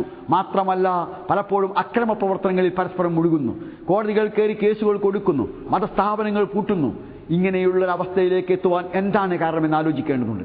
മതസംഘടനകൾ സങ്കുചിതമായ പക്ഷപാതിത്വത്തിന്റെ പേരിൽ ഇത്തരം വാദവിവാദങ്ങൾ നടത്തുകയും തർക്കവിതർക്കങ്ങൾ നടത്തുകയും പള്ളി പൂട്ടുകയും അക്രമ പ്രവർത്തനങ്ങൾ ഏർപ്പെടുകയും ചെയ്ത് ശരിയാണോ എന്ന് ആലോചിക്കേണ്ടതുണ്ട്. ഇത് യഥാർത്ഥത്തിൽ ഇസ്ലാമികമായ താല്പര്യമാണോ അതോ തീർത്തും ഇസ്ലാമിക വിരുദ്ധമായ സങ്കുചിതമായ സംഘടനാ താല്പര്യമാണോ എന്ന് പരിശോധിക്കേണ്ടതുണ്ട്. അവിടെയാണ് ജമാഅത്തെ ഇസ്ലാമി ഇത്തരം ശാഖാപരമായ കാര്യങ്ങളെ അഭിപ്രായ വ്യത്യാസത്തിന്റെ പേരിൽ പരസ്പരം കലഹിക്കുവാനും ഭിന്നിക്കുവാനും പാടില്ല എന്ന് പറയാനുള്ള കാരണം. സമുദായത്തിൽ ഭിന്നിപ്പുണ്ടാക്കുക എന്നത്, ഫിർക്കത്തുണ്ടാക്കുക എന്നത് നിഷിദ്ധമായ കാര്യമാണ്. അതേസമയം സുന്നത്തായ കാര്യങ്ങളുടെ പേരിൽ ഇത് ചെയ്യുമ്പോൾ അത് ഗുരുതരമായ അപരാധമായി മാറുന്നു. ഈ നിലപാടാണ് ജമാഅത്തെ ഇസ്ലാമി കർമ്മശാസ്ത്രപരമായ, വിശേഷിച്ചും ശാഖാപരമായ നിസ്സാരമായ കർമ്മശാസ്ത്രപരമായ വിഷയങ്ങളിൽ എടുത്ത സമീപനം. അതുതന്നെയാണ് ലോക ഇസ്ലാമിക സമൂഹത്തിൻ്റെ സമീപനം. അതുതന്നെയാണ് പൂർവികരായ സലഫി പണ്ഡിതന്മാരുടെ സമീപനം. ആധുനിക ലോകത്തിലെ സലഫി പണ്ഡിതന്മാരും ഇത്തരം അഭിപ്രായ വ്യത്യാസങ്ങളെ പരസ്പരം അംഗീകരിക്കുകയും പൊറിപ്പിക്കുകയും ചെയ്യുന്നുണ്ട് എന്നതാണ് വസ്തുത. അപ്പോൾ ചോദ്യമുയർന്നു, എങ്കിൽ ഈ അന്ധവിശ്വാസങ്ങൾ വെച്ചു പുലർത്തുന്ന കേരളത്തിലെ സുന്നികളോട് ജമാഅത്ത് ഇസ്ലാമി സ്വീകരിക്കുന്ന നിലപാടെന്ത്? അവരെന്തുകൊണ്ടാണ് രൂക്ഷമായി എതിർക്കാത്തത്? അവരെന്തുകൊണ്ടാണ് കഠിനമായി വിമർശിക്കാത്തത്? അവരുമായി എന്തുകൊണ്ടാണ് തവസ്സുൽ ഇസ്തിഗാസ പോലുള്ള വിഷയങ്ങളിൽ തർക്കിക്കാത്തത്? ഇത്തരം ചോദ്യങ്ങൾ പലപ്പോഴും ജമാഅത്തെ ഇസ്ലാമിയുടെ വിമർശകന്മാർ ഉന്നയിക്കാറുണ്ട്. ഇവിടെയും ഒരു കാര്യം മനസ്സിലാക്കേണ്ടതുണ്ട്. അടിസ്ഥാനപരമായി ഇവർ, അഥവാ കേരളത്തിലെ സമസ്തയുടെ പ്രവർത്തകന്മാരായ ആളുകൾ മുസ്ലിങ്ങളാണ് എന്നാണ് ജമാഅത്ത് ഇസ്ലാമി മാത്രമല്ല മുജാഹിദ് സുഹൃത്തുക്കളും അംഗീകരിച്ചിട്ടുള്ളത്. എന്ന് മാത്രമല്ല, അവർ യഥാർത്ഥത്തിൽ തന്നെ മനസ്സിലാക്കുന്നു ഇവരെല്ലാവരും മുസ്ലിങ്ങളാണ് എന്ന് മാത്രമല്ല, അവർ ഇസ്ലാമികമായ കാര്യങ്ങളിൽ സഹകരിപ്പിക്കുകയും ചെയ്യുന്നു. അതിനാലാണല്ലോ മുസ്ലിം സൗഹൃദവേദിയുടെ യോഗം ചേരുമ്പോൾ പലപ്പോഴും ആ യോഗങ്ങളിൽ കേരളത്തിലെ മുജാഹിദ് വിഭാഗത്തിലെ 2 കക്ഷിക്കാരും ഉണ്ടാവാറുണ്ട്. അതുപോലെ തന്നെ സമസ്തയിലെ IK വിഭാഗത്തിൻ്റെ ആളുകൾ പങ്കെടുക്കാറുണ്ട്. MESഉം MSSഉം ജമാഅത്ത് പ്രവർത്തകന്മാരും ഒക്കെ ഉണ്ടാവാറുണ്ട്. അവരെല്ലാവരും പങ്കെടുക്കുന്ന ഇത്തരം യോഗങ്ങൾ വരുമ്പോൾ അവിടെ നമസ്കാര വേള എത്തിയാൽ നമസ്കാരത്തിന് ഇമാം നിൽക്കാറുള്ളത് പാണക്കാട് മുഹമ്മദ് അലി ശിഹാബ് തങ്ങൾ ഉണ്ടാകുമ്പോൾ അദ്ദേഹമാണ്. അദ്ദേഹമില്ല എങ്കിൽ ചിലപ്പോൾ ആലിക്കുട്ടി മുസ്ലിയാരാണ് നിൽക്കാറുള്ളത്. അഥവാ IK വിഭാഗം സമസ്തയുടെ നേതാക്കന്മാരാണ് പലപ്പോഴും ഇമാമായി നിൽക്കാറുള്ളത്. അവരെ ജമാഅത്ത് ഇസ്ലാമിക്കാർ തുടരാറുണ്ട്, അവരെ മുജാഹിദ് വിഭാഗത്തിലെ ഇരുകക്ഷിക്കാരും തുടരാറുണ്ട്. അഥവാ അവർ മുസ്ലിങ്ങളായി അംഗീകരിച്ചിരിക്കുന്നു എന്നതാണ് വസ്തുത. എന്ന് മാത്രമല്ല, അവർ മുസ്ലിങ്ങളല്ല എന്ന് യഥാർത്ഥത്തിൽ ഇവിടെ മുജാഹിദ് പ്രസ്ഥാനത്തിൻ്റെ ആരും പറയുന്നില്ല എന്നുകൂടി നാം മനസ്സിലാക്കേണ്ടതുണ്ട്. ഈ വിഷയമായി നാം മനസ്സിലാക്കുക, സമസ്തക്കാരെ പോലുള്ളവർ മുശ്രിക്കുകളാണെന്നോ കാഫിറുകളാണെന്നോ മുജാഹിദ് പണ്ഡിതന്മാർ ഇക്കാലം വരെയും പ്രഖ്യാപിച്ചിട്ടില്ല എന്നാണ് അവർ തന്നെ എഴുതിയിട്ടുള്ളത്. ഒന്നുകൂടി ഞാൻ വായിക്കാം. സമസ്തക്കാരെ പോലുള്ളവർ മുശ്രിക്കുകളാണെന്നോ കാഫിറുകളാണെന്നോ മുജാഹിദ് പണ്ഡിതന്മാർ ഇക്കാലം വരെയും പ്രഖ്യാപിച്ചിട്ടില്ല. മറിച്ച് അവരെ മുസ്ലിങ്ങളായി അംഗീകരിക്കുകയും മുസ്ലിങ്ങളോടെന്ന പോലെ അവരോട് വർത്തിക്കുകയും ചെയ്യുന്നു. അവരുടെ പിന്നിൽ നമസ്കരിക്കുന്നു, അവർക്ക് വേണ്ടി മയ്യത്ത് നമസ്കരിക്കുന്നു. അഥവാ സമസ്തക്കാരായ കേരളത്തിലെ സുന്നികളായി അറിയപ്പെടുന്ന സമസ്ത വിഭാഗക്കാരായ ആളുകൾ മരിച്ചാൽ അവർക്ക് മയ്യത്ത് നമസ്കരിക്കുന്നു, അവരുടെ പിന്നാലെ തുടർന്ന് നമസ്കരിക്കുന്നു, അവരുമായി വിവാഹബന്ധം നടത്തുകയും ചെയ്യുന്നു, അവർ അർത്ഥം തിന്നുകയും ചെയ്യുന്നു, ഒരേ ശ്മശാനത്തിൽ അവരെ മറവ് ചെയ്യുന്നു, ഷിർക്ക് ചെയ്യുന്നവരുടെ അനന്തരാവകാശം സ്വീകരിക്കുകയും ഷിർക്ക് ചെയ്യുന്നവർക്ക് അനന്തരാവകാശം കൊടുക്കുകയും ചെയ്യുന്നു. എന്തിനധികം മാസപ്പിറവി പോലുള്ള കാര്യങ്ങൾ തീരുമാനിക്കാൻ കൂടി അവരോടൊന്നിച്ച് സൗഹൃദവേദികൾ ഉണ്ടാക്കുന്നു. അവയുടെ യോഗങ്ങളിൽ സമസ്തക്കാരെ ഇമാമുകളാക്കി നമസ്കരിക്കുക പോലും ചെയ്യുന്നു. അതാണ് ഞാനിവിടെ സൂചിപ്പിച്ചത്. അഥവാ കേരളത്തിലെ മുജാഹിദ് പ്രസ്ഥാനത്തിലെ 2 വിഭാഗത്തിലുള്ള ആളുകളും കേരളത്തിലെ സമസ്തക്കാരായ സമസ്ത പ്രവർത്തകന്മാരായ ആളുകളെ തുടർന്ന് നമസ്കരിക്കുന്നു, അവർ അർത്ഥം തിന്നുന്നു, അവർക്ക് അനന്തരാവകാശം കൊടുക്കുന്നു, അവരുടെ അനന്തരം എടുക്കുന്നു, അവരുടെ പിന്നാലെ നമസ്കരിക്കുന്നു, അവർക്ക് വേണ്ടി മയ്യത്ത് നമസ്കരിക്കുന്നു. ഇതെല്ലാം ചെയ്യുന്നു. അഥവാ അവർ മുസ്ലിം സമുദായത്തിലെ അംഗങ്ങളാണ് എന്ന കാര്യം അംഗീകരിക്കുന്നു എന്നർത്ഥം. ഇത് സംബന്ധമായി ഇനി ഒരു ചോദ്യത്തിന് ബഹുമാന്യനായ AP അബ്ദുൽ ഖാദർ മൗലവി സാഹിബ് നൽകിയ മറുപടി കൂടി ഏറെ ശ്രദ്ധിക്കുന്നത് നന്നായിരിക്കും. അഥവാ എന്തായിരുന്നു ചോദ്യമെന്ന് ചോദിച്ചാൽ, സുന്നികൾ ഷിർക്ക് ചെയ്യുന്നവരാണെന്നാണല്ലോ തെളിവുകളുടെ അടിസ്ഥാനത്തിൽ അൽമനാറിലെ ലേഖനങ്ങളിൽ കാണുന്നത്. മുശ്രിക്കുകളായ സുന്നികളോടൊന്നിച്ച് മുസ്ലിം ഐക്യവേദി സ്ഥാപിക്കുന്നതിന് എങ്ങനെയാണ്? മുസ്ലിങ്ങൾ തമ്മിലല്ലേ ഐക്യം വേണ്ടത്? മുസ്ലിം സമുദായത്തിൻ്റെ പൊതുവായ പ്രശ്നങ്ങൾ യോജിപ്പുണ്ടാക്കാൻ മുസ്ലിം മുശ്രിക്ക് ഐക്യം കൊണ്ട് സാധിക്കുമോ? ഈ സംശയത്തിന് മറുപടി പ്രതീക്ഷിക്കുന്നു. അഥവാ അൽമനാറിലേക്ക് അയച്ചൊരു ചോദ്യമാണ്. ആ ചോദ്യത്തിൽ പറയുന്നത് സുന്നികൾ ഷിർക്ക് ചെയ്യുന്നവരാണ്, അവർ മുശ്രിക്കുകളാണ്. യഥാർത്ഥത്തിൽ മുശ്രിക്കുകളും മുസ്ലിങ്ങളും തമ്മിലല്ലോ ഐക്യമുണ്ടാവേണ്ടത്. പിന്നെ എങ്ങനെയാണ് മുസ്ലിം ഐക്യവേദിയിൽ സുന്നികളോടൊന്നിച്ച് പങ്കെടുക്കുന്നത് മുജാഹിദ് നേതാക്കൾ എന്നാണ് ചോദ്യം. അതിന് ബഹുമാന്യനായ AP അബ്ദുൽ ഖാദർ മൗലവി നൽകിയ മറുപടിയാണ് ഞാൻ വായിക്കുന്നത്. മുശ്രിക്ക് എന്നതിന് 2 അർത്ഥകൽപ്പനകളുണ്ട്. ഒന്ന് ബഹുദൈവ വിശ്വാസി ആണെന്ന് സ്വയം അംഗീകരിക്കുന്നയാൾ, 2 ബഹുദൈവാരാധന നടത്തുന്ന ആൾ. ഈ രണ്ടാമത് പറഞ്ഞയാൾ താൻ ബഹുദൈവ വിശ്വാസിയാണെന്ന് സമ്മതിച്ചു കൊള്ളണമെന്നില്ല. മറ്റൊരു വാക്കിൽ പറഞ്ഞാൽ 1 ബഹുദൈവവാദി, 2 ബഹുദൈവ ആരാധന നടത്തുന്നവൻ. ഈ 2 അർത്ഥകൽപ്പനകളും ഖുർആനിൽ കാണാം. എന്നിട്ട് വിശുദ്ധ ഖുർആനിലെ വേദക്കാരിലും ബഹുദൈവ വിശ്വാസികളിലും പെട്ട അവിശ്വാസികൾ വ്യക്തമായ തെളിവ് തങ്ങൾക്ക് വന്നു കിട്ടുന്നത് വരെ വേറിട്ട് പോകുന്നവരായിട്ടില്ല എന്ന, അഥവാ സൂറത്തുൽ ബയ്യിനത്തിലെ 1-ാമത്തെ വാക്യത്തിന് അർത്ഥമാണ് കൊടുത്തത്. നിങ്ങളുടെ രക്ഷിതാവിൽ നിന്ന് വല്ല നന്മയും നിങ്ങളുടെ മേൽ ഇറക്കപ്പെടുന്നത് വേദക്കാരും ബഹുദൈവാരാധകരിലും പെട്ട സത്യനിഷേധികൾ ഒട്ടും ഇഷ്ടപ്പെടുന്നില്ല. അള്ളാഹു അവന്റെ കാരുണ്യം കൊണ്ട് അവൻ ഇച്ഛിക്കുന്നവരെ പ്രത്യേകം അനുഗ്രഹിക്കുന്നു. അള്ളാഹു മഹത്തായ അനുഗ്രഹമുള്ളവനാണ്. സൂറത്തുൽ ബഖറയിൽ 105-ാമത്തെ ഈ വാക്യത്തിന്റെ പരിഭാഷയും കൊടുത്തു. ഇവിടെ വേദക്കാർ മുശ്രിക്കുകൾ എന്നിങ്ങനെ പ്രത്യേകം രണ്ട് വിഭാഗമായി പറഞ്ഞിരിക്കുന്നു. യഥാർത്ഥത്തിൽ വേദക്കാരും ശിർക്ക് ചെയ്യുന്നവരാണെന്ന് എല്ലാവർക്കും അറിയാം. വിശുദ്ധ ഖുർആൻ അത് എടുത്തു പറയുന്നുമുണ്ടല്ലോ എന്ന് പറഞ്ഞ് വേദക്കാരായ അഹ്ലു കിതാബുകളായ ആളുകൾ ചെയ്യുന്ന ഷിർക്കിനെ കുറിച്ചുള്ള ആയത്ത് ഉദ്ധരിക്കുന്നു. അതിനുശേഷം പറയുന്നു, ഇവിടെ ക്രിസ്ത്യാനികളുടെ പേരിൽ ഷിർക്ക് ബഹുദൈവ ആരാധനാ കുറ്റം ആരോപിക്കുന്നു. എന്നാൽ അവരെ മുശ്രിക്ക്, ബഹുദൈവവാദി അല്ലെങ്കിൽ ബഹുദൈവ വിശ്വാസി എന്ന് വിളിക്കുന്നില്ല. കാരണം തങ്ങൾ ബഹുദൈവ ആരാധന നടത്തുന്നുവെന്നോ ബഹുദൈവ വിശ്വാസികളാണെന്നോ അവർ അംഗീകരിക്കുന്നില്ല. ചുരുക്കത്തിൽ മുസ്ലിം എന്ന് വാദിക്കുന്നവരെ മുസ്ലിം സമൂഹ അംഗമായും ക്രിസ്ത്യാനി എന്ന് വിളിക്കുന്നവരെ ക്രിസ്ത്യാനികളായും ബഹുദൈവ വിശ്വാസികളായി സ്വയം അംഗീകരിക്കുന്നവരെ ബഹുദൈവവാദികളായും വിശേഷിപ്പിക്കുകയാണെന്ന് വിശുദ്ധ ഖുർആന്റെ ശൈലി. അതുതന്നെയാണ് പരക്കെ അംഗീകരിക്കപ്പെട്ടു പോരുന്ന രീതിയും. അതനുസരിച്ച് മുസ്ലിം ഐക്യം എന്ന് പറഞ്ഞാൽ മുസ്ലിങ്ങളാണെന്ന് സ്വയം അംഗീകരിക്കുന്നവർക്കിടയിലുള്ള ഐക്യം എന്നാണ് വിവക്ഷ. അതിനുവേണ്ടിയുള്ള ശ്രമമാണ് സൗഹൃദവേദി കൊണ്ട് ഉദ്ദേശിക്കപ്പെടുന്നത്. എന്നാൽ ഇതിനർത്ഥം മുസ്ലിങ്ങളാണെന്ന് അവകാശപ്പെടുന്നവരിൽ നിന്ന് ഷിർക്ക് വരികയില്ല എന്നല്ല. അവരിൽ നിന്ന് ഷിർക്ക് വരാം, അത് എതിർക്കപ്പെടുക തന്നെ വേണം താനും. Al Manar 2000 May page 44-45. ഇനി ഇവർ മുസ്ലിങ്ങളാണെന്ന് അംഗീകരിക്കുന്നുണ്ടോ ഇല്ലേ എന്നത് മുജാഹിദ് സംഘടന പിളർന്ന ശേഷം ഇവിടെ ഔദ്യോഗിക മുജാഹിദായി അറിയപ്പെടുന്നവരുടെ പത്രമാണ് വിചിന്തനം. ആ വിചിന്തനത്തിലെ ഒരു ചോദ്യത്തിന് നൽകിയ മറുപടി നമുക്ക് ശ്രദ്ധിക്കാം. അന്ധവിശ്വാസിനിയായ ഭാര്യയെ ഒഴിവാക്കണമോ? അഥവാ ഖുറാഫാത്ത് നടത്തുന്ന അന്ധവിശ്വാസം വെച്ച് പുലർത്തുന്ന ആളുകളായ ഭാര്യമാരെ ഒഴിവാക്കേണ്ടതുണ്ടോ എന്നാണ് ചോദ്യം. ചോദ്യം ഇതാണ്: എന്റെ നാട്ടിൽ ഷിർക്കും ഖുറാഫത്തും ചെയ്തു പോന്നിരുന്ന ഒരു കുടുംബനാഥനും മക്കളും സലഫി പ്രസ്ഥാനത്തിലേക്ക് വന്നു. എന്നാൽ ഭാര്യ മാറിയിട്ടില്ല. അവളുമായി ഭർത്താവിന് ബന്ധം തുടരാമോ? വിവാഹമോചനം നടത്തേണ്ടതുണ്ടോ? ഈ ചോദ്യത്തിന് നൽകിയ മറുപടി: ഈസാ ദൈവപുത്രനാണെന്ന് വാദിക്കുന്ന ക്രിസ്ത്യാനികൾ അറുത്തത് ഭക്ഷിക്കാനും അവിടെ സ്ത്രീകളെ വിവാഹം ചെയ്യാനും ഖുർആൻ അനുവാദം നൽകിയിട്ടുണ്ടല്ലോ. അപ്പോൾ മുഹമ്മദ് നബി സ്വല്ലല്ലാഹു അലൈഹി വസല്ലം വിശ്വസിക്കുകയും ഒരേ കിബിലയിലേക്ക് തിരിഞ്ഞ് നമസ്കരിക്കുകയും ചെയ്യുന്ന ഖുർആന്റെ അനുയായികളിൽപ്പെട്ട ഭാര്യയുമായി വിവാഹബന്ധം തുടരാവുന്നതാണ്. അത്തരക്കാരെ മുസ്ലിങ്ങളായി കരുതി അവരുടെ വിശ്വാസ വൈകല്യങ്ങളെ തിരുത്താൻ ശ്രമിക്കുകയാണ് വേണ്ടത്. ഇതാണ് ഇക്കാര്യത്തിൽ ജമാഅത്ത് ഇസ്ലാമിയുടെ നിലപാട്. അഥവാ കേരളത്തിലെ സമസ്ത വിഭാഗത്തിൽപ്പെട്ട ആളുകൾ മുസ്ലിങ്ങളാണ്. അടിസ്ഥാനപരമായി അവർ അള്ളാഹുലും പരലോകത്തിനും വിശ്വസിക്കുന്നവരാണ്. മുഹമ്മദ് മുസ്തഫ സ്വല്ലല്ലാഹു അലൈഹി വസല്ലമയെ അംഗീകരിക്കുന്നവരാണ്. നിർബന്ധമായ ആരാധനാകർമ്മങ്ങൾ അനുഷ്ഠിക്കുന്നവരാണ്. അതേസമയം അവരിൽ വിശ്വാസപരമായ വൈകല്യങ്ങളുണ്ട്, അനാചാരങ്ങളുണ്ട്. ഇത് അവസാനിപ്പിക്കേണ്ടതുണ്ട്. പക്ഷേ മുസ്ലിം സഹോദരനോട് പെരുമാറുന്ന എല്ലാ ഗുണകാംക്ഷയോടും കൂടി, എല്ലാ സതുദ്ദേശത്തോടും കൂടി, എല്ലാ സൽസ്വഭാവത്തോടും പെരുമാറ്റത്തോടും കൂടി അവരെ യുക്തിപൂർവ്വം ഉപദേശിച്ച് മാറ്റിയെടുക്കുകയാണ് ചെയ്യേണ്ടത്. ജമാഅത്ത് ഇസ്ലാമി അവരിൽ നിലനിൽക്കുന്ന അന്ധവിശ്വാസങ്ങളും അനാചാരങ്ങളും നീക്കം ചെയ്യുവാൻ ഈ മനഃശാസ്ത്രപരമായ യഥാർത്ഥത്തിൽ ഇസ്ലാം നിർദ്ദേശിക്കുന്ന ഈ രീതിയാണ് സ്വീകരിക്കുന്നത്. അതുകൊണ്ടാണ് ഇസ്ലാമിക സാഹോദര്യ അടിസ്ഥാനത്തിൽ മുസ്ലിം സമൂഹത്തിലെ അന്ധവിശ്വാസങ്ങളും അനാചാരവും ഒഴിവാക്കാനുള്ള ജമാഅത്ത് ഇസ്ലാമിയുടെ ശ്രമം വിജയിക്കുകയും ചെയ്യുന്നത്. നിങ്ങൾക്കറിയാം, ഇന്ത്യയിലെയോ പാകിസ്ഥാനിലെയോ ബംഗ്ലാദേശിലെയോ ജമാഅത്ത് പ്രവർത്തകന്മാരിൽ ഒരാൾ പോലും അന്ധവിശ്വാസങ്ങളോ അനാചാരങ്ങളോ വെച്ച് പുലർത്തുന്നവരായി ഇല്ല. അവരിലാരും ഇസ്തിഗാസ ചെയ്യുന്നവരായില്ല. ആരും ഖബറാരാധന നടത്തുന്നവരായില്ല. അവരെല്ലാവരും തീർച്ചയായും അത്തരം അനാചാരങ്ങളിൽ വ്യാപൃതരായി അന്ധവിശ്വാസങ്ങൾക്കും അനാചാരങ്ങൾക്കും അടിപ്പെട്ടവരായി നിങ്ങൾക്ക് കാണുക സാധ്യമല്ല.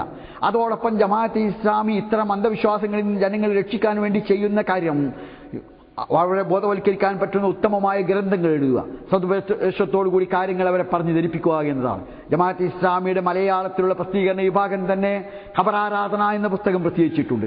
ഷിർക്ക് അഥവാ ബഹുദൈവത്വം എന്ന പുസ്തകം പ്രസിദ്ധീകരിച്ചിട്ടുണ്ട്. ഇസ്ലാമുൻ ജാഹിലിയ്യത്തും എന്ന പുസ്തകം പ്രസിദ്ധീകരിച്ചിട്ടുണ്ട്. ഇസ്തിഗാസയെക്കുറിച്ച പുസ്തകം പ്രസിദ്ധീകരിച്ചിട്ടുണ്ട്. അതുപോലെ സുന്നത്തും ബിദഅത്തിനെയും കുറിച്ച പുസ്തകം പ്രസിദ്ധീകരിച്ചിട്ടുണ്ട്. ഇത്തരം പുസ്തകങ്ങൾ പ്രസിദ്ധീകരിച്ച് അവ വായിപ്പിച്ചുകൊണ്ടും അതുപോലെ വ്യക്തിബന്ധം സ്ഥാപിച്ചുകൊണ്ടും ഖുതുബ പ്രസംഗങ്ങളിലൂടെയുമൊക്കെ സതുപദേശത്തോടുകൂടി ഗുണകാംക്ഷയോടുകൂടി മുസ്ലിം സമൂഹത്തിലെ അന്ധവിശ്വാസങ്ങളെയും അനാചാരങ്ങളെയും നീക്കം ചെയ്യുവാനാണ് യഥാർത്ഥ ജമാഅത്ത് ഇസ്ലാമി ശ്രമിക്കുന്നത്. അപ്പോൾ ഒരു ചോദ്യം: മലപ്പുറം ജില്ലയിൽ ഒരു സമിതി പ്രസിദ്ധീകരിച്ച ഒരു ലഘുലേഖയിലുണ്ടല്ലോ, അതിൽ ഇസ്തിഗാസയെക്കുറിച്ച് പറഞ്ഞിട്ടുണ്ടല്ലോ, ഇസ്തിഗാസ നിസ്സാരമാണെന്ന് പറഞ്ഞിട്ടുണ്ടല്ലോ എന്നാണ് പറയാറുള്ളത്. യഥാർത്ഥത്തിൽ അങ്ങനെ അതിലില്ല. ഇസ്തിഗാസ നിസ്സാരമാണ് എന്ന് ആ ലഘുലേഖയിലില്ല. മറിച്ച് മുസ്ലിം സമൂഹത്തിൽ തർക്കം നടക്കുന്ന വിഷയങ്ങളെക്കുറിച്ച് പറയവേ മരിച്ചുപോയവരോട് വിളിച്ച് പ്രാർത്ഥിക്കുന്നതിന് വേണ്ടിയും അതുപോലെ മറ്റു കാര്യങ്ങൾക്ക് വേണ്ടിയും വാദപ്രതിവാദം നടത്തുന്നതിൽ അർത്ഥശൂന്യതയാണ് വിശദീകരിച്ചത്. വാദപ്രതിവാദം കൊണ്ടൊരു കാര്യം സ്ഥാപിക്കാൻ കഴിയുകയില്ല എന്നതുകൊണ്ടാണ്. അതാണെങ്കിലോ ജമാഅത്ത് ഇസ്ലാമിയുടെ അഭിപ്രായം മാത്രമല്ല, മർഹൂം EK മൗലവി സാഹിബ് അത് സംബന്ധമായി വാദപ്രതിവാദത്തെക്കുറിച്ച് എന്താണോ പറഞ്ഞത് അതിവിടെ യഥാർത്ഥത്തിൽ ഞാൻ ഏതാനും മിനിറ്റുകൾക്ക് മുമ്പ് വായിക്കുകയുണ്ടായി. അതാണ് യഥാർത്ഥത്തിൽ ഇത് സംബന്ധമായ ശരിയായ സമീപനം. വാദപ്രതിവാദങ്ങളിലൂടെ തർക്കവിതർക്കങ്ങളിലൂടെയല്ല ഇത്തരം കാര്യങ്ങളിൽ സമുദായത്തെ ബോധവൽക്കരിക്കേണ്ടത്. അവർ മുസ്ലിങ്ങളാണ് എന്ന് തത്വത്തിൽ അംഗീകരിക്കുന്ന സ്ഥിതിക്ക്, എല്ലാവരും അത് സമ്മതിക്കുന്ന സ്ഥിതിക്ക്, മുസ്ലിം സഹോദരന്മാരായവരെ പരിഗണിക്കുന്ന സ്ഥിതിക്ക് ഒരു മുസ്ലിം സഹോദരനോട് ചെയ്യേണ്ട മര്യാദയും നീതിയും അവരോട് പുലർത്തിക്കൊണ്ട് അവരെ സംസ്കരിക്കാൻ ശ്രമിക്കുകയാണ് വേണ്ടത് എന്നതാണ് ആ ലഘുലേഖ പ്രസിദ്ധീകരിച്ചതിലൂടെ ഉദ്ദേശിക്കപ്പെട്ടിരിക്കുന്നത്. അപ്പോഴൊരു ചോദ്യമുണ്ട്, നിങ്ങൾ പറയുന്നല്ലോ നിങ്ങൾ ഈ ബറേവിയർക്കും ചേരാം എന്ന് പറഞ്ഞിരിക്കുന്നല്ലോ എന്നാണ്. ബറേവിയർക്ക് മാത്രമല്ല, ഹിന്ദുവിനും മുസ്ലിമിനും ക്രിസ്ത്യാനിക്കും മതമുള്ളവനും ഇല്ലാത്തവനും ഒക്കെ ജമാഅത്ത് ഇസ്ലാമിൽ അംഗമായി ചേരാവുന്നതാണ്. പക്ഷേ ജമാഅത്ത് ഇസ്ലാമിയുടെ ഭരണഘടന അംഗീകരിക്കണമെന്നാണ്. എന്താണ് ജമാഅത്ത് ഇസ്ലാമിയുടെ ഭരണഘടന ഇത് സംബന്ധമായി പറയുന്നത് എന്ന് എല്ലാവർക്കും നന്നായി അറിയാവുന്ന കാര്യമാണ്. ജമാഅത്ത് ഇസ്ലാമിയുടെ ഭരണഘടനയിൽ ഇക്കാര്യം ഇങ്ങനെ വിശദീകരിച്ചതായി നമുക്ക് കാണുവാൻ കഴിയും. ഇവിടെ ഒരു കാര്യവും കൂടി സൂചിപ്പിക്കട്ടെ. ഇന്ത്യൻ ജമാഅത്തെ ഇസ്ലാമി അതിന്റെ ഭരണഘടനയിൽ പറയുന്നത്, ഇന്ത്യൻ ജമാഅത്തെ ഇസ്ലാമിയിൽ അതിന്റെ ഭരണഘടന അംഗീകരിച്ച് പ്രവർത്തിക്കുവാൻ സന്നദ്ധതയുള്ള ആർക്കും അംഗമായി ചേരാം.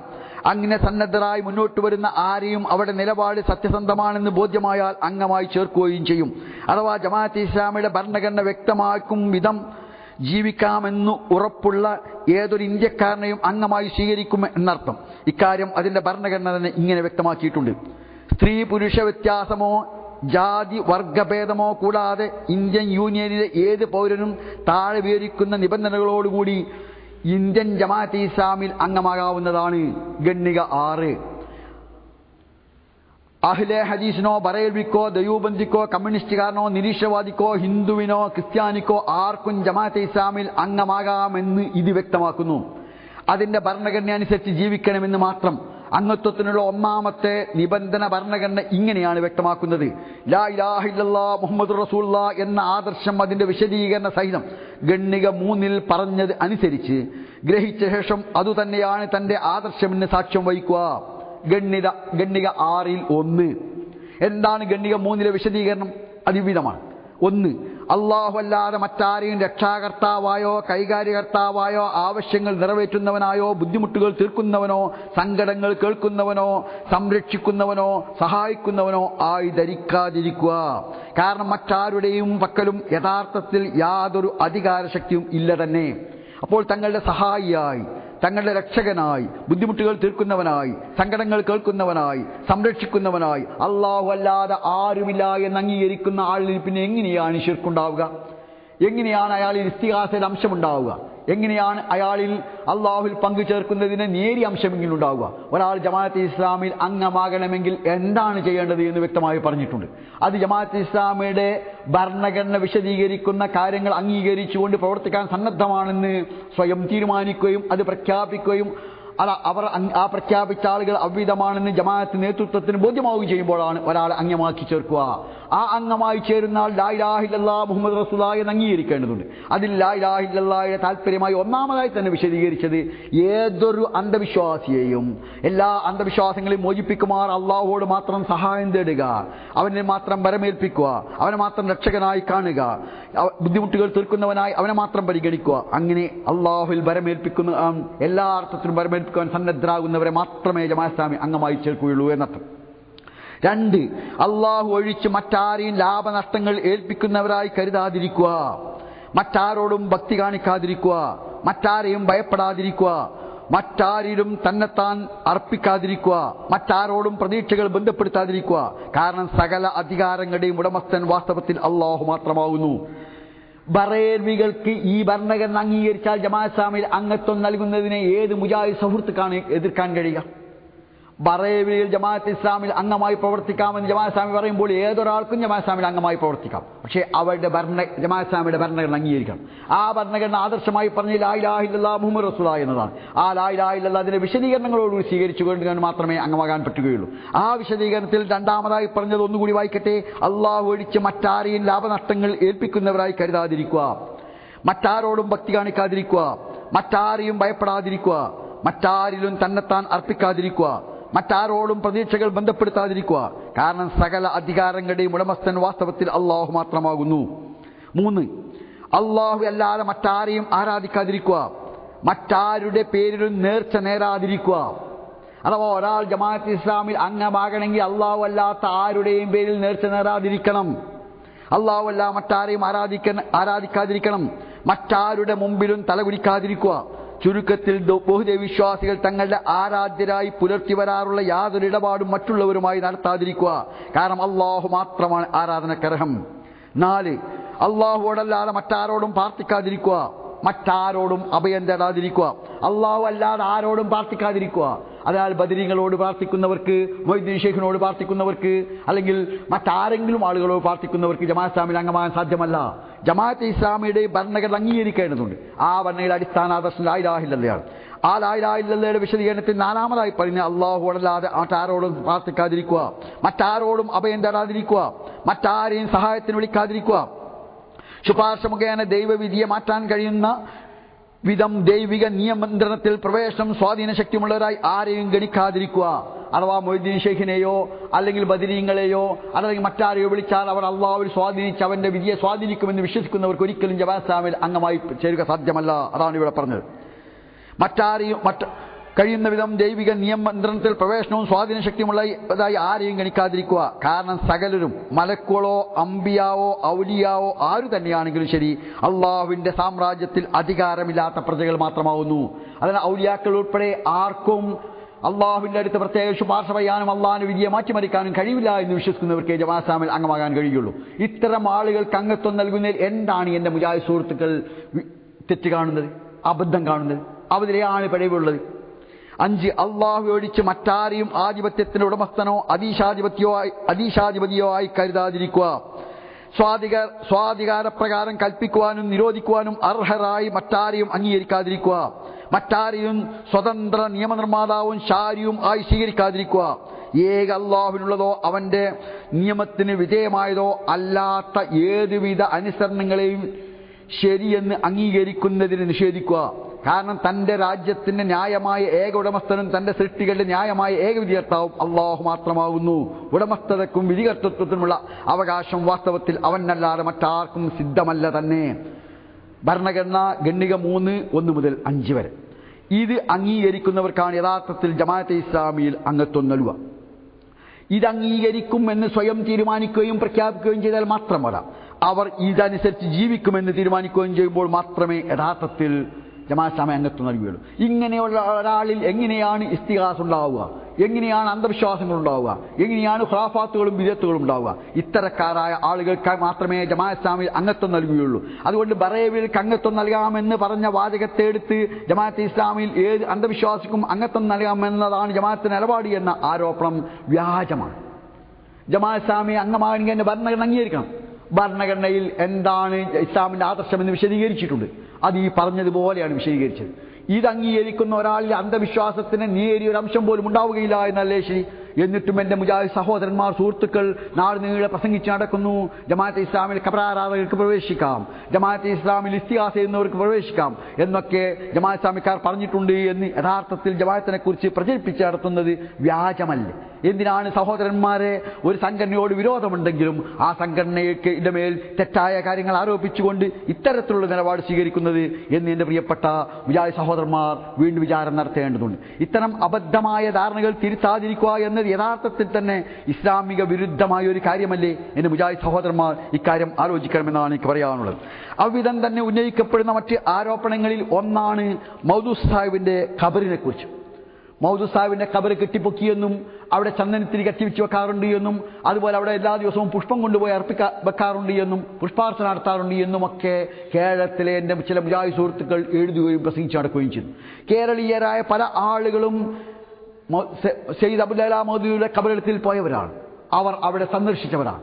അവിടെ യഥാർത്ഥത്തിൽ മക്ബറയില്ല, അവിടെ ചന്ദനത്തിരി കത്തിച്ചു വെക്കുന്ന ഏർപ്പാടില്ല, ആ ഖബറിൽ പ്രത്യേകം കെട്ടിപ്പൊക്കിയിട്ടില്ല. അതുപോലെ തന്നെ ആ ഖബറിൽ ഒരിക്കലും പുഷ്പാർച്ചന നടത്താറില്ല, അവിടെ നേർച്ചയോ അല്ലെങ്കിൽ മറ്റെന്തെങ്കിലും കാര്യമോ നിർവഹിക്കാറില്ല എന്നതാണ് വസ്തുത. ധാരാളമായി സന്ദർശകരുണ്ടാവാറുണ്ട്. അത് പലരുടെയും ഖബറുകൾ സന്ദർശിക്കുന്നവരെ സന്ദർശിക്കാറുണ്ട്. പക്ഷേ മൗദൂദ് സാഹിബോട് പ്രാർത്ഥിക്കുന്ന ഒരാളും അവിടെ വരാറില്ല. മൗദൂദ് സാഹിബിന് വേണ്ടി പ്രാർത്ഥിക്കുന്നവരല്ലാതെ മൗദൂദ് സാഹിബിനോട് പ്രാർത്ഥിക്കുന്ന ആരും അവിടെ വരാറില്ല എന്നതാണ് വസ്തുത. അതുകൊണ്ട് തന്നെ വ്യാജമായ ഇത്തരം ആരോപണങ്ങൾ നടത്തിയ ഇത്തരം ആരോപണങ്ങൾ കേരളത്തിൽ വളരെ വ്യാപകമായി നടത്തിയപ്പോൾ കേരളത്തിൽ നിന്ന് ചില വിദ്യാർത്ഥികൾ, ഇസ്ലാമിക പ്രസ്ഥാനവുമായി ബന്ധപ്പെട്ട ചില ആളുകൾ യഥാർത്ഥത്തിൽ അവിടെ സന്ദർശിക്കുകയുണ്ടായി. അവർ ഈ പ്രചാരണം വ്യാജമാണെന്ന് ബോധ്യമാവുകയും അത് വ്യക്തമാക്കുകയും ചെയ്തതാണ്. എന്നിട്ട് വീണ്ടും ഇതേ ആരോപണം ഉന്നയിക്കുന്നത് യഥാർത്ഥത്തിൽ തന്നെ എത്ര ക്രൂരമായ കാര്യമാണ് എന്ന് നാം ആലോചിക്കേണ്ടതുണ്ട്. ഇவ்விധമുള്ള മറ്റൊരു ആരോപണമാണ് മൗദൂദി സാഹിബിന്റെ നേരെയുള്ളത്. കഅബയുടെ കില്ലയുമായി മക്ബറയിൽ പ്രദർശനം നടത്തി ചുറ്റി നടന്നു എന്നും. അങ്ങനെ യഥാർത്ഥത്തിൽ അത് സംബന്ധമായുള്ള കാര്യമൊക്കെ മൗദൂദ് സാഹിബ് തന്നെ എഴുതിയത്. അഭിഷേകമായി മൗദൂദ് സാഹിബിനെ കുറിച്ചുള്ള ആരോപണങ്ങൾക്കുള്ള മറുപടി യഥാർത്ഥ വസ്തുത എന്താണെന്ന് വിശദീകരിച്ചുകൊണ്ട് അനേക വർഷങ്ങൾക്ക് മുമ്പ് മുഖാമുഖത്തിൽ അത് വിശദമായി പ്രസിദ്ധീകരിച്ചിട്ടുണ്ട്. സംഭവം ഇത് തീർത്തും മൗദൂദ് സാഹിബിന് മേലുള്ള വ്യാജമായ ആരോപണമാണെന്നും അത്തരത്തിലുള്ള അന്ധവിശ്വാസത്തിനോ അനാചാരത്തിനോ മൗദൂദ് സാഹിബ് കൂട്ടുനിന്നിട്ടില്ല എന്നും പകൽ വെളിച്ചം പോലെ വ്യക്തമാണ്. ഇക്കാര്യം സംശയരഹിതമായി അവിടെ നിന്ന് തന്നെ പാകിസ്ഥാനിൽ തന്നെ പ്രസിദ്ധീകരിച്ച ലേഖനം ഈ മുഖാമുഖത്തിൽ എടുത്തു ചേർത്തിട്ടുണ്ട് അനുബന്ധമായി. ഇത് പ്രസിദ്ധീകരിച്ചിട്ട് കൊല്ലങ്ങൾ പലതു കഴിഞ്ഞു. ഒന്നിലേറെ പതിപ്പുകൾ ഇത് പുറത്തു വന്നു. എന്നിട്ടും എൻ്റെ മുജാഹിദ് സഹോദരന്മാർ ഇപ്പോഴും ഈ ആരോപണം ഉന്നയിക്കുന്നത് യഥാർത്ഥത്തിൽ തന്നെ കള്ളമല്ലേ? മരണപ്പെട്ടു പോയ മൗദൂദ് സാഹിബിന്റെ പേരിൽ ഇങ്ങനെ വ്യാജാരോപണം നടത്തിയിട്ട് വേണോ ഒരു സംഘടനയെ വിമർശിക്കുവാൻ? ഇങ്ങനെ ചെയ്തിട്ട് വേണോ തങ്ങളുടെ സംഘടനയ്ക്ക് അസ്തിത്വമുണ്ടാക്കുവാൻ? ജമാഅത്തെ ഇസ്ലാമിയുടെ നേരെയും അതിൻ്റെ നേതാവായിരുന്ന സയ്യിദ് അബുൽ അല മൗദൂദിയുടെ നേരെയും ഇவ்விധമുള്ള വ്യാജാരോപണങ്ങൾ നടത്തിയാലേ തങ്ങളുടെ സംഘടനയ്ക്ക് നിലനിൽപ്പുള്ളൂ എന്നാണോ മുജാഹിദ് സഹോദരന്മാർ വിചാരിക്കുന്നത്? മരണപ്പെട്ടു പോയ ആളുകളുടെ പേരിൽ, അത് അവരുടെ ഖബറത്തിന്റെ പേരിൽ പോലും ഇത്തരം വ്യാജമായ ആരോപണങ്ങൾ നടത്തിയിട്ട് എന്ത് ലഭിക്കാനാണ്? അതുപോലെ തന്നെ അവരെക്കുറിച്ച് കഅബയുടെ കില്ലയുമായി അവർ ഊരി ചുറ്റിയെന്നും മക്ബറയിൽ കൊണ്ടുപോയി, അതുപോലെ സിദ്ധന്റെ മക്ബറയിൽ കൊണ്ടുപോയി അവിടെ പ്രത്യേകമായി തവാഫ് ചെയ്തു എന്നുമൊക്കെ വ്യാജമായ ആരോപണം നടത്തുകയാണ് സയ്യിദ് മൗദൂദിയെക്കുറിച്ച് നടത്തുന്നത്. ഇത്തരം ആരോപണങ്ങളിൽ നിന്ന് അവർ പിന്തിരിയണമെന്നാണ് വളരെ വിനയപൂർവ്വം മുജാഹിദ് സഹോദരന്മാരോട് ജമാഅത്തെ ഇസ്ലാമിക്ക് പറയാനുള്ളത്. ഇത്തരം ആരോപണങ്ങൾക്ക് ജമാഅത്ത് ഇസ്ലാമിക്ക് വല്ല വിപത്തും വരുത്തുന്നതും എന്നതുകൊണ്ടല്ല ഇത് ആവശ്യപ്പെടുന്നത്. ഞങ്ങളുടെ മുസ്ലിം സഹോദരങ്ങളാണ് മുജാഹിദ് സഹോദരന്മാർ. അവർ ഇவ்விധം കള്ളം പറഞ്ഞുകൊണ്ട് നാടുനീളെ കള്ളം പറഞ്ഞും പ്രചരിപ്പിച്ചും കാസറ്റിലാക്കി വിറ്റഴിച്ചുകൊണ്ടും അവർ അള്ളാഹുവിൻ്റെ ശിക്ഷ വാങ്ങുവാൻ ഇടവരരുത് എന്നതുകൊണ്ടാണ്, അവർ നരകാവകാശികളാകാൻ ഇടവരരുത് എന്നതുകൊണ്ടാണ്, അവരുടെ സൽക്കർമ്മങ്ങൾ പരലോകത്ത് ചെല്ലുമ്പോൾ പാഴായി പോകരുത് എന്നതുകൊണ്ടാണ് യഥാർത്ഥത്തിൽ ഈ ഒരു അഭ്യർത്ഥന നടത്തുന്നത്. അല്ലാതെ മൗദൂദ് സാഹിബിന്റെ ഖബർ കെട്ടിപ്പൊക്കി എന്ന് പറഞ്ഞാൽ ലോകം മുഴുവൻ വിളിച്ചു പറഞ്ഞാലും ലോകത്തിന് നന്നായി അറിയാവുന്ന കാര്യമാണിത്. അതുപോലെ തന്നെ മൗദൂദ് സാഹിബിന്റെ ഖബറിടത്തിൽ ചന്ദനക്കരി എത്തിച്ചു വെക്കുകയും പ്രത്യേക പ്രാർത്ഥനകൾ സംഘടിപ്പിക്കുകയും ചെയ്യുന്നു എന്നെല്ലാം ആരോപണം ഉന്നയിക്കുമ്പോൾ അതിനെക്കുറിച്ചൊക്കെ ലോകത്തിന് നന്നായി അറിയുന്നത് കൊണ്ട് അതൊന്നും ജമാഅത്ത് ഇസ്ലാമിക്ക് പ്രത്യേകമായ ദോഷം ചെയ്യുന്നത് കൊണ്ടല്ല. പക്ഷേ ഇത്തരം വ്യാജമായ ആരോപണങ്ങൾ അവസാനിപ്പിക്കുന്നതല്ലേ നല്ലത്? മൗദൂദ് സാഹിബ് കഅബയുടെ കില്ലയുമായി ചുറ്റി മക്ബറയ്ക്ക് തവാഫ് ചെയ്തു എന്ന് പറയുമ്പോൾ, സിദ്ധന്റെ ഖബറിടത്തിൽ തവാഫ് ചെയ്തു എന്ന് പറയുമ്പോൾ ഇത് വ്യാജമാണെന്നറിയാത്ത ലോക ഇസ്ലാമിക സമൂഹത്തിൽ ആരും ഉണ്ടാവുകയില്ല. കാരണം ഈ വിഷയമായി വിശദീകരണം വന്നിട്ടുണ്ട്. എന്നിട്ടും ഈ ആരോപണം ഉന്നയിച്ചുകൊണ്ട് എന്തിനാണ് നിങ്ങൾ കുറ്റവാളികളാകുന്നത് എന്നാണ് എനിക്ക് എൻ്റെ പ്രിയപ്പെട്ട മുജാഹിദ് സഹോദരന്മാരോട് ചോദിക്കുവാനുള്ളത്. ജമാഅത്തെ ഇസ്ലാമിക്കെതിരെ ഉന്നയിക്കപ്പെട്ട ആരോപണങ്ങളിൽ മറ്റൊന്ന് യഥാർത്ഥത്തിൽ സ്വാതന്ത്ര്യ സമരത്തിൽ ജമാഅത്തെ ഇസ്ലാമി വിട്ടുനിന്നു എന്നതാണ്. സ്വാതന്ത്ര്യ സമരത്തിൽ വിട്ടുനിന്നു, സ്വാതന്ത്ര്യ സമരത്തെ എതിർത്തു എന്നതാണ്. അതിനുപോൽബലകമായി പറയാറുള്ളത് ഇതാ: മതേതരത്വം, ദേശീയത്വം, ജനാധിപത്യം എന്ന പുസ്തകമാണ്. ഇതിൽ എന്താണ് തത്സംബന്ധമായി പറഞ്ഞത് നമുക്ക് മനസ്സിലാക്കുവാൻ കഴിയും. ഈ ചുരുങ്ങിയ വിവരണത്തിൽ നിന്നും അഭിനവ ജീവിത വ്യവസ്ഥിതിയെ ചലിപ്പിക്കുന്ന കരങ്ങളെ മാറ്റലല്ല, അതിനെ തന്നെ അഴിച്ചുകൂട്ടലാണ് നമ്മുടെ സാക്ഷാൽ ലക്ഷ്യമെന്ന് നിങ്ങൾ കണ്ടുവല്ലോ. വ്യവസ്ഥിതി ഇതുതന്നെയാവട്ടെ, ഇതേ തത്വങ്ങളിന്മേൽ ചലിക്കുകയും ചെയ്തുകൊള്ളട്ടെ. പക്ഷേ അതിനെ ചലിപ്പിക്കുന്നത് പാശ്ചാത്യനാവരുത് പൗരസ്ത്യനായിരിക്കണം, ആംഗ്ലേയനാവരുത് ഭാരതീയനായിരിക്കണം, ഹിന്ദു ആകരുത് മുസൽമാനായിരിക്കണം. ഈ ഒരു ഉദ്ദേശത്തിന് വേണ്ടിയല്ല നാം പരിശ്രമിക്കുന്നത്. വെറും കരങ്ങളെ മാറ്റിയതുകൊണ്ട് നമ്മുടെ അഭിപ്രായത്തിൽ കാര്യമായ മാറ്റമൊന്നും സംഭവിക്കുകയില്ല. ആ മുസ്ലിം പാകം ചെയ്താലും പന്നി തന്നെയാണ്. അതിന്റെ മാംസം അശുദ്ധവുമാണ്. മാത്രമല്ല, മുസ്ലിം പാചകക്കാരൻ പന്നിയിറച്ചി വിളമ്പുന്നതാണ് കൂടുതൽ ആപൽക്കരവും പരിതാപകരവും. മുസൽമാൻ പാകം ചെയ്തല്ലേ എന്ന ഉത്തമ വിശ്വാസമേൽ ഒട്ടനേകം ദൈവദാസന്മാർ, നല്ല നല്ല മുത്തഖീങ്ങൾ പോലും ആ സൂകര മാംസം തിന്നുപോകും. പാചകവേളയിൽ ഓരോ ഇളക്കി മറിക്കലും അവൻ ബിസ്മി ഉച്ചത്തിൽ ഉച്ചരിക്കുന്നുണ്ടെങ്കിലും മുസൽമാന്മാരെ സംബന്ധിച്ചിടത്തോളം അവൻ വിധാനിച്ച മേശമേൽ വെച്ച് ആ നിഷിദ്ധ ഭക്ഷണം കഴിക്കൽ അമുസ്ലിമിൻ്റെതിനെ അപേക്ഷിച്ച് കൂടുതൽ സൗകര്യവും സ്വാതന്ത്ര്യവും നൽകുന്നുണ്ടെങ്കിലും ഇസ്ലാമികങ്ങളെന്ന് പൊതുവെ വിചാരിക്കപ്പെടുന്ന കുറേ ഉപാധികൾ ഭക്ഷണ സദസ്സിന് ചുറ്റും ശേഖരിച്ചു വെക്കുന്നുണ്ടെങ്കിലും ആ വക പുറംപൂച്ചുകളൊന്നും അത് സ്വീകരിക്കുവാനുള്ള ശുപാർശയായിരിക്കുകയില്ല. വാസ്തവത്തിൽ ഇത്തരത്തിലുള്ള പുറംമോടികൾ സ്ഥിതിഗതിയെ കൂടുതൽ വഷളാക്കുകയാണ് ചെയ്യുന്നത്. ഇവിടെ രണ്ട് കാര്യമാണ് സെയ്ദ് മൗദൂദി പറഞ്ഞത്. അതിലൊന്ന്, രാജ്യത്തിന്റെ വ്യവസ്ഥ മാറുകയാണ് വേണ്ടത്. രണ്ട് വ്യവസ്ഥ ചലിപ്പിക്കുന്ന കൈകൾ പാശ്ചാത്യമോ പൗരസ്ത്യമോ ഹിന്ദുവിന്റെയോ മുസ്ലിമോ എന്നല്ല പ്രശ്നം, വ്യവസ്ഥ എന്ത് എന്നതാണ് മൗലികമായ പ്രശ്നം എന്നർത്ഥം. അതുപോലെ ഇന്നലെ കഴിഞ്ഞ പ്രഭാഷണത്തിൽ നാം വിശദീകരിച്ചു എന്തായിരുന്നു ലാത്ത പോയി മനാത്ത വന്നതുകൊണ്ട് പ്രത്യേക നേട്ടമില്ല എന്ന് പറഞ്ഞതിന്റെ ഉദ്ദേശം എന്ന് പറഞ്ഞു. അതും ഇത് തന്നെയാണ്. ഭരിക്കുന്നവൻ മാറിയതുകൊണ്ട് കാര്യമില്ല, ഭരിക്കുന്ന വ്യവസ്ഥയാണ് മാറേണ്ടത് എന്നാണ് സെയ്ദ് അബുൽ അലാ മൗദൂദി പറഞ്ഞത്. അതേസമയം സ്വാതന്ത്ര്യ സമരത്തിൽ നിന്ന് വിട്ടുനിൽക്കണമെന്നായിരുന്നു ജമാഅത്ത് ഇസ്ലാമിയുടെ അഭിപ്രായം? ഒരിക്കലുമായിരുന്നില്ല. ആയിരുന്നില്ലെന്ന് മാത്രമല്ല, ജമാഅത്തെ ഇസ്ലാമി സൽസംബന്ധമായി പറഞ്ഞത് എന്തായിരുന്നു എന്ന് മൗദൂദ് സാഹിബ് തന്നെ വാചകം ഇങ്ങനെ ഉദ്ധരിക്കാം. ജമാഅത്തെ ഇസ്ലാമി മതേതര ഭാരതത്തിൽ എന്ന ഡോക്ടർ നജാത്തുല്ലാ സിദ്ദീഖിയുടെ പുസ്തകത്തിൽ മൗദൂദ് സാഹിബിന്റെ വാചകം ഇങ്ങനെ ഉദ്ധരിക്കുന്നു: ബ്രിട്ടീഷ് ഭരണത്തിന് അന്ത്യം കുറിക്കേണ്ടത് എത്രയും അടിയന്തരമാണ്, നിർബന്ധവും പറല്. ഒരു മുസ്ലിമിനും അടിമത്വവുമായി പൊരുത്തപ്പെട്ടു പോകാൻ കഴിയില്ല. വിവേകമുള്ള ആരും ഇന്ത്യൻ ജനാധിപത്യത്തെ എതിർക്കുകയും പകരം രാജാധിപത്യമോ സ്വേച്ഛാപ്രഭുത്വമോ മറ്റേതെങ്കിലും ഭരണ സമ്പ്രദായമോ സ്വീകരിക്കണമെന്ന് പറയുകയും ചെയ്യുകയില്ല. ഇത്രയും സെയ്ദ് അബുൽ അലാ മൗദൂദി പറഞ്ഞ കാര്യമാണ്. അഥവാ ഞാനിവിടെ സൂചിപ്പിക്കുന്നത് സെയ്ദ് അബുൽ അലാ മൗദൂദി സ്വാതന്ത്ര്യ സമരത്തെ തള്ളിപ്പറയുകയല്ല, അത് ഫർളാണ്, നിർബന്ധമാണെന്നാണ് പറഞ്ഞത്. പക്ഷെ അതിന്റെ ലക്ഷ്യം ഭരിക്കുന്ന കൈകൾ മാറലല്ല, വെളുത്തവന് പകരം കറുത്തവനായി മാറലല്ല, അല്ലെങ്കിൽ ബ്രിട്ടീഷുകാരന് പകരം ഇന്ത്യക്കാരനായി മാറലല്ല, മറിച്ച് അതിന്റെ ലക്ഷ്യം വ്യവസ്ഥയുടെ മാറ്റമായിരിക്കണം എന്നാണ് സെയ്ദ് അബുൽ അലാ മൗദൂദി തത്സംബന്ധമായി പറഞ്ഞത്. ഇതിനെ സ്വാതന്ത്ര്യത്തെ പറയുന്ന എന്റെ മുജാഹിദ് സുഹൃത്തുക്കൾ ഒരു കാര്യം കൂടി മനസ്സിലാക്കേണ്ടതുണ്ട്. അതെന്താണെന്ന് ചോദിച്ചാൽ, അവർ യഥാർത്ഥത്തിൽ തന്നെ ആരായിരുന്നു? കോൺഗ്രസ്സുകാരെയും ബ്രിട്ടീഷുകാരെയും ഒരേപോലെ കണ്ടവരായിരുന്നു എന്ന് 1938 അൽ മുർഷിദിന്റെ മുഖപ്രസംഗത്തിലൂടെ നാം കഴിഞ്ഞ പ്രഭാഷണത്തിൽ മനസ്സിലാക്കുകയുണ്ടായി. അവിടെ മാത്രം അത് അവസാനിക്കുന്നില്ല. 1947 കേരള ജമിഅത്തുൽ ഉലമ അഥവാ മുജാഹിദുകളുടെ പണ്ഡിത സംഘടന പാസാക്കിയ പ്രമേയത്തിൽ പറയുന്നത് ഖായിദ ആസം മുഹമ്മദ് അലി ജിന്നയുടെ കൈകൾക്ക് ശക്തി പകരണമെന്നാണ്.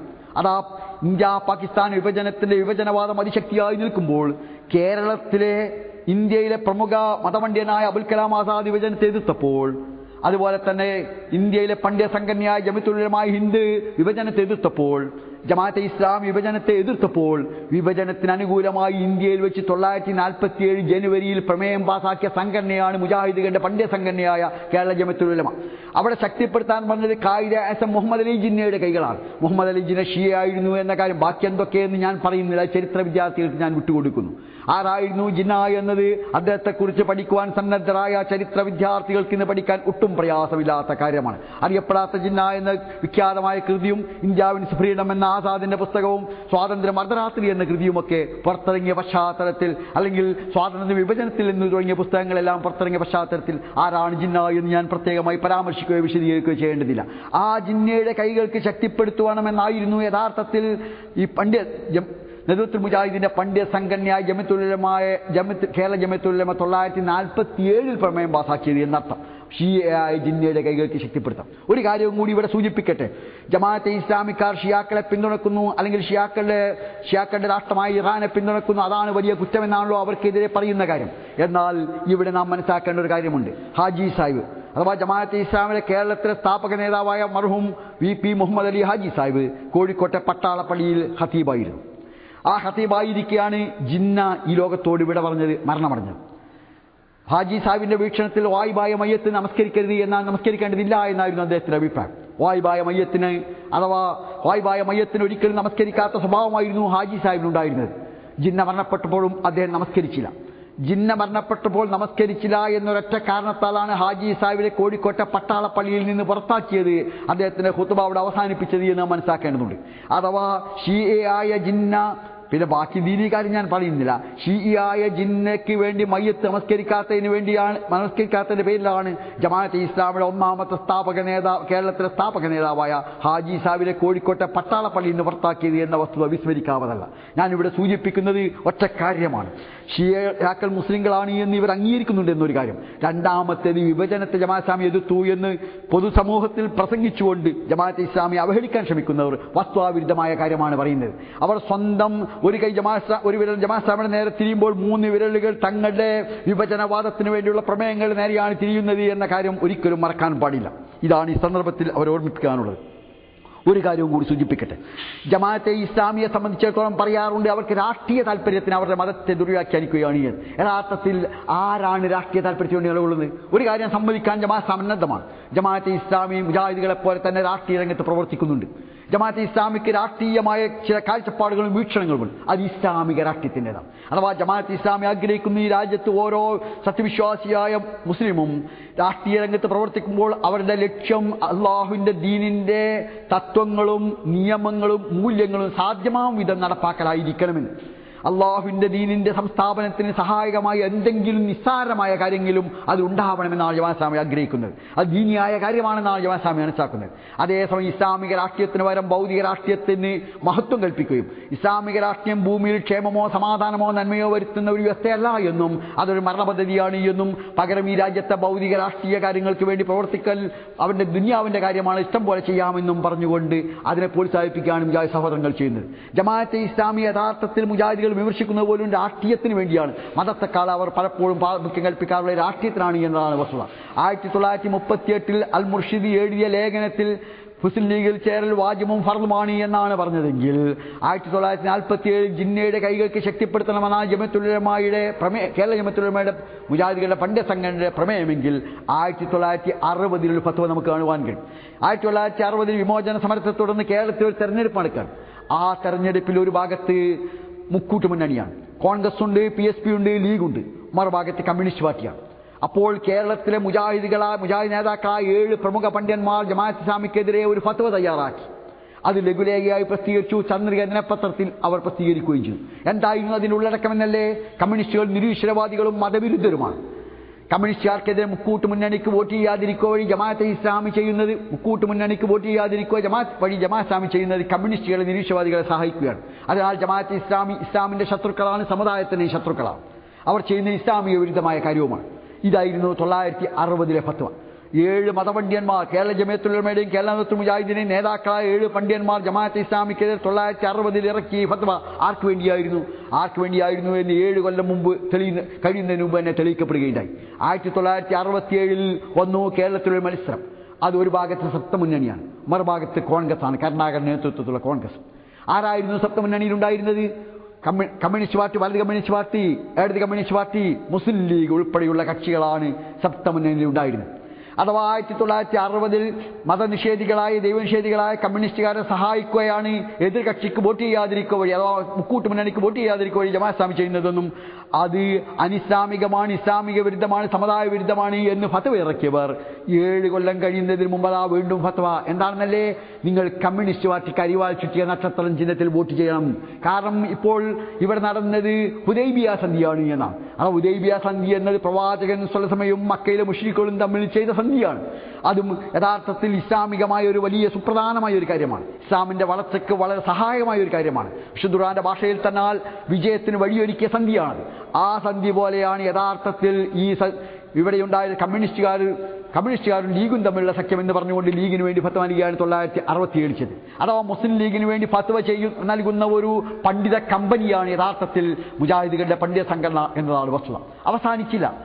നിങ്ങൾക്കറിയാവുന്ന പോലെ സ്വതന്ത്ര ഇന്ത്യയുടെ ചരിത്രത്തിൽ ഏറ്റവും കരാളമായ നാളുകളായിരുന്നല്ലോ അടിയന്തരാവസ്ഥ. അവിടെ അഭിപ്രായ സ്വാതന്ത്ര്യം ഉണ്ടായിരുന്നില്ല. ഇന്ത്യയിലെ ഏറ്റവും പ്രമുഖ ന്യൂനപക്ഷമായ മുസ്ലിങ്ങൾ കൊടിയ പീഡനങ്ങൾക്കിരയായി. ഈ രാജ്യത്ത് അവർ അടിച്ചമർക്കപ്പെട്ടു. വമ്പിച്ച മർദ്ദനമുണ്ടായി. പകൽ പോലും പാതിരാവ് പോലെ കൂരിൽ നിറഞ്ഞ കാലമായിരുന്നു അടിയന്തരാവസ്ഥയുടെ കാലം. ആ ഘട്ടത്തിലതാ ഇവിടെ ഏറ്റവും പ്രമുഖനായ പണ്ഡിതൻ മക്കയിൽ പോകുന്നു. മക്കയിൽ പോയി വിശുദ്ധ കഅബയുടെ അടുത്ത് പോകുന്നു. എന്നിട്ട് അതിൻ്റെ കില്ല പിടിച്ചുകൊണ്ട് പ്രാർത്ഥിക്കുന്നു. എന്ത്? ഇന്ത്യയിൽ അടിയന്തരാവസ്ഥ പ്രഖ്യാപിച്ച, ഇന്ത്യയിലെ ന്യൂനപക്ഷങ്ങളോട് വലിയ ഉദാരമായ നിലപാട് സ്വീകരിച്ച ഇന്ദിരാഗാന്ധിക്ക് ദീർഘായുഷ്യും യശസ്സും നൽകണമേ എന്ന് പ്രാർത്ഥിക്കുക മാത്രമല്ല, പ്രാർത്ഥിച്ച ശേഷം അത് തൻ്റെ പത്രത്തിൽ താൻ ഇന്ദിരാഗാന്ധിക്ക് വേണ്ടി പ്രാർത്ഥിച്ചു എന്ന് എഴുതുകയും പ്രസിദ്ധീകരിക്കുകയും ചെയ്യുന്നു. ഇതാണ് യഥാർത്ഥത്തിൽ ഇവിടെ ജമാഅത്ത് വിരുദ്ധരായ വിമർശകരായ മുജാഹിദ് സഹോദരന്മാരുടെ നിലപാട് നാം മനസ്സിലാക്കണം.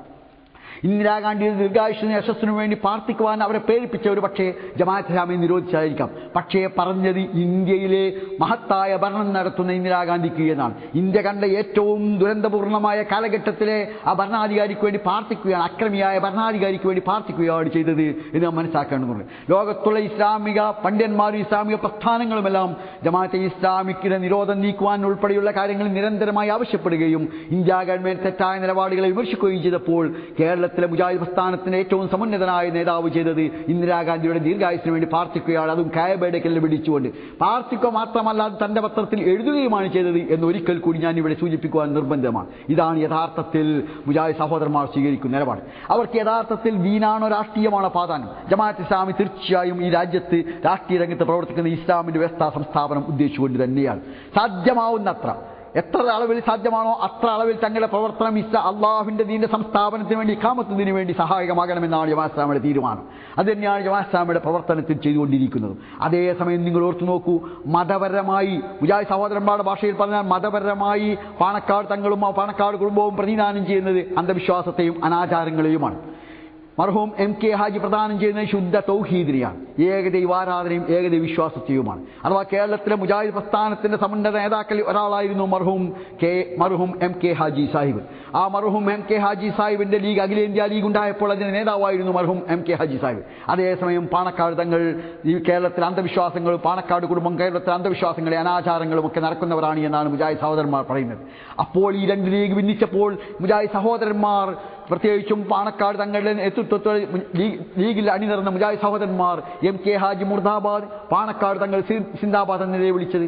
ആർക്കായിരുന്നു അവർ യഥാർത്ഥത്തിൽ തങ്ങളുടെ ജീവിതത്തിന്റെ സുപ്രധാനമായ മേഖലകളിൽ തർക്കിച്ചത്, വാദിച്ചത്, സിന്ദാബാദ് വിളിച്ചത്, ജാഥ നടത്തിയത്, ചുമരെടുത്ത് നടത്തിയത്, ശ്രമിച്ചതെന്ന് ഓർത്തു നോക്കൂ. അവിടെയാണ് മതത്തിനാണ് പ്രാധാന്യമെങ്കിൽ അവർ ചെയ്യേണ്ടിയിരുന്നത് ശുദ്ധ ഏകദൈവ വിശ്വാസത്തിന്റെ വക്താവായ, അവരുടെ ഭാഷയിൽ തന്നെ മുജാഹിദ് പ്രസ്ഥാനത്തിന്റെ നേതാവായ MK ഹാജിക്ക് വേണ്ടിയല്ലേ അവർ ജീവിതത്തിൽ സുപ്രധാനമായ സമയം ചെലവഴിക്കേണ്ടിയിരുന്നത്. പക്ഷേ അവർ ചെലവഴിച്ച മറിച്ചല്ലേ. അപ്പോൾ മതത്തിനാണോ രാഷ്ട്രീയത്തിനാണോ എന്റെ മുജാഹിദ് സഹോദരന്മാർ കൂടുതൽ പ്രാധാന്യം കൽപ്പിക്കുന്നത്? അവർ രാഷ്ട്രീയത്തിന് പ്രാധാന്യം കൽപ്പിക്കുന്നു എന്ന് മാത്രമല്ല, ഭൗതിക രാഷ്ട്രീയത്തിന് പ്രാധാന്യം കൽപ്പിക്കുന്നു എന്നതാണ് അവരുടെ പ്രത്യേകത എന്ന് കൂടി മനസ്സിലാക്കേണ്ടതുണ്ട്. AV അബ്ദുറഹ്മാൻ ഹാജി സാഹിബ്, മർഹൂം AV അബ്ദുറഹ്മാൻ ഹാജി സാഹിബ്, അദ്ദേഹം കേരളത്തിലെ മുജാഹിദ് പ്രസ്ഥാനത്തിന്റെ സമുന്നത നേതാവായിരുന്നു. പക്ഷേ മുസ്ലിം ലീഗ് വിഭജിച്ചപ്പോൾ അദ്ദേഹം അഖിലേന്ത്യാ ലീഗിന്റെ നേതാവായിരുന്നു. അഖിലേന്ത്യാ ലീഗിന്റെ നേതാവായ മുജാഹിദ് പ്രസ്ഥാനത്തിന്റെ സമുന്നത നേതാവായ, മുജാഹിദ് രണ്ടായി പിളർന്നപ്പോൾ ഒരു സംഘടനയുടെ പ്രസിഡന്റ് ആകത്തക്ക വിധം മുജാഹിദ് പ്രസ്ഥാനത്തിന്റെ നേതാവായ AV അബ്ദുറഹ്മാൻ ഹാജിക്കെതിരെ യഥാർത്ഥത്തിൽ യാഥാസ്ഥിക വിഭാഗത്തിന്റെ കൂടെ നിന്നുകൊണ്ട് അഖിലേന്ത്യാ ലീഗിനെതിരെ പ്രവർത്തിക്കാനല്ലേ മുജാഹിദ് നേതാക്കന്മാർ അവരുടെ സമയവും അവരുടെ സമ്പത്തും അവരുടെ ആരോഗ്യവും ചെലവഴിച്ചത്? അപ്പോൾ യഥാർത്ഥത്തിൽ ഇവർക്ക് ദീനാണോ വലുത് അതോ ഭൗതിക രാഷ്ട്രീയമാണോ വലുത്? ഇസ്ലാമിക രാഷ്ട്രീയമാണെങ്കിൽ അത് ദീനിന് തന്നെ ഭാഗമാണ്. പക്ഷേ ഭൗതിക രാഷ്ട്രീയമാണോ വലുത് എന്ന് ആലോചിക്കേണ്ടതുണ്ട്. അതിനാൽ ജമാഅത്തെ ഇസ്ലാമിയോടുള്ള അതിന്റെ എതിർപ്പ് പോലും യഥാർത്ഥത്തിൽ ഈ ഭൗതിക രാഷ്ട്രീയത്തെ താല്പര്യം വെച്ചുകൊണ്ടാണ്. അവരുടെ ഭൗതിക രാഷ്ട്രീയ താല്പര്യങ്ങൾക്ക് ജമാഅത്തെ ഇസ്ലാമിയുടെ നിലപാട് പലപ്പോഴും അനുഗുണമാവുന്നില്ല എന്നതിനാലാണ് ജമാഅത്തെ ഇസ്ലാമിയുടെ നേരെപ്പോഴുള്ള അവരുടെ വിമർശനം എന്നുകൂടി സന്ദർഭത്തിൽ പ്രത്യേകമായി മനസ്സിലാക്കേണ്ടതുണ്ട്. ഇത്തരം കാര്യങ്ങളെക്കുറിച്ച് സൂക്ഷ്മമായി പഠിക്കണമെന്നും അങ്ങനെ ജമാഅത്തെ ഇസ്ലാമിക്കെതിരെ അനാവശ്യമായ ആരോപണം ഉന്നയിച്ചുകൊണ്ട് സ്വന്തം സംഘടനാപരമായ താല്പര്യം സംരക്ഷിക്കുവാൻ നടത്തുന്ന ശ്രമം അവസാനിപ്പിക്കണമെന്നുമാണ് പറയാനുള്ളത്. വിശേഷിച്ചും മരണപ്പെട്ടുപോയ മൗദൂദ് സാഹിബിനെ പോലെയുള്ള ആളുകളുടെ മേൽ വ്യാജമായ ആരോപണങ്ങൾ നടത്തിക്കൊണ്ട് തങ്ങളുടെ ഭൗതിക രാഷ്ട്രീയ താല്പര്യങ്ങൾ സംരക്ഷിക്കുവാൻ നടത്തുന്ന ശ്രമം തീർച്ചയായും പരലോകത്ത് അവർക്ക് ഗുണമല്ല ചെയ്യുക, നഷ്ടമാണ് വരുത്തുക എന്ന് എന്റെ മുജാഹിദ് സഹോദരന്മാർ ഓർക്കണമെന്നും അതുകൊണ്ട് തന്നെ ഇത്തരം വ്യാജമായ ആരോപണങ്ങളിൽ നിന്ന് പിന്തിരിയണമെന്നും വളരെ വിനയപൂർവ്വം അഭ്യർത്ഥിക്കുകയാണ്. സർവശക്തനായ അല്ലാഹു സുബ്ഹാനഹു വ തആല അവന്റെ ദീനനുസരിച്ച് ജീവിക്കുവാനും അവൻ ഈമാനോടുകൂടി മരണമടയുവാനും അനുഗ്രഹീതമായ സ്വർഗ്ഗത്തിന്റെ അവകാശികളായി തീരുവാനും നമ്മെ ഏവരെയും അനുഗ്രഹിക്കുമാറാവട്ടെ. നമുക്കേവർക്കും ഇരുലോക രക്ഷയും അവൻ പ്രദാനം ചെയ്യുമാറാവട്ടെ. റബ്ബനാ ആതിനാ ഫിദ്ദുനിയാ ഹസനതൻ വഫിൽ ആഖിറതി ഹസനതൻ വഖിനാ അദാബന്നാർ. വആഖിറു ദഅവാനാ അൽഹംദുലില്ലാഹി റബ്ബിൽ ആലമീൻ. അസ്സലാമു അലൈക്കും വറഹ്മത്തുള്ളാഹി വബറകാതുഹു.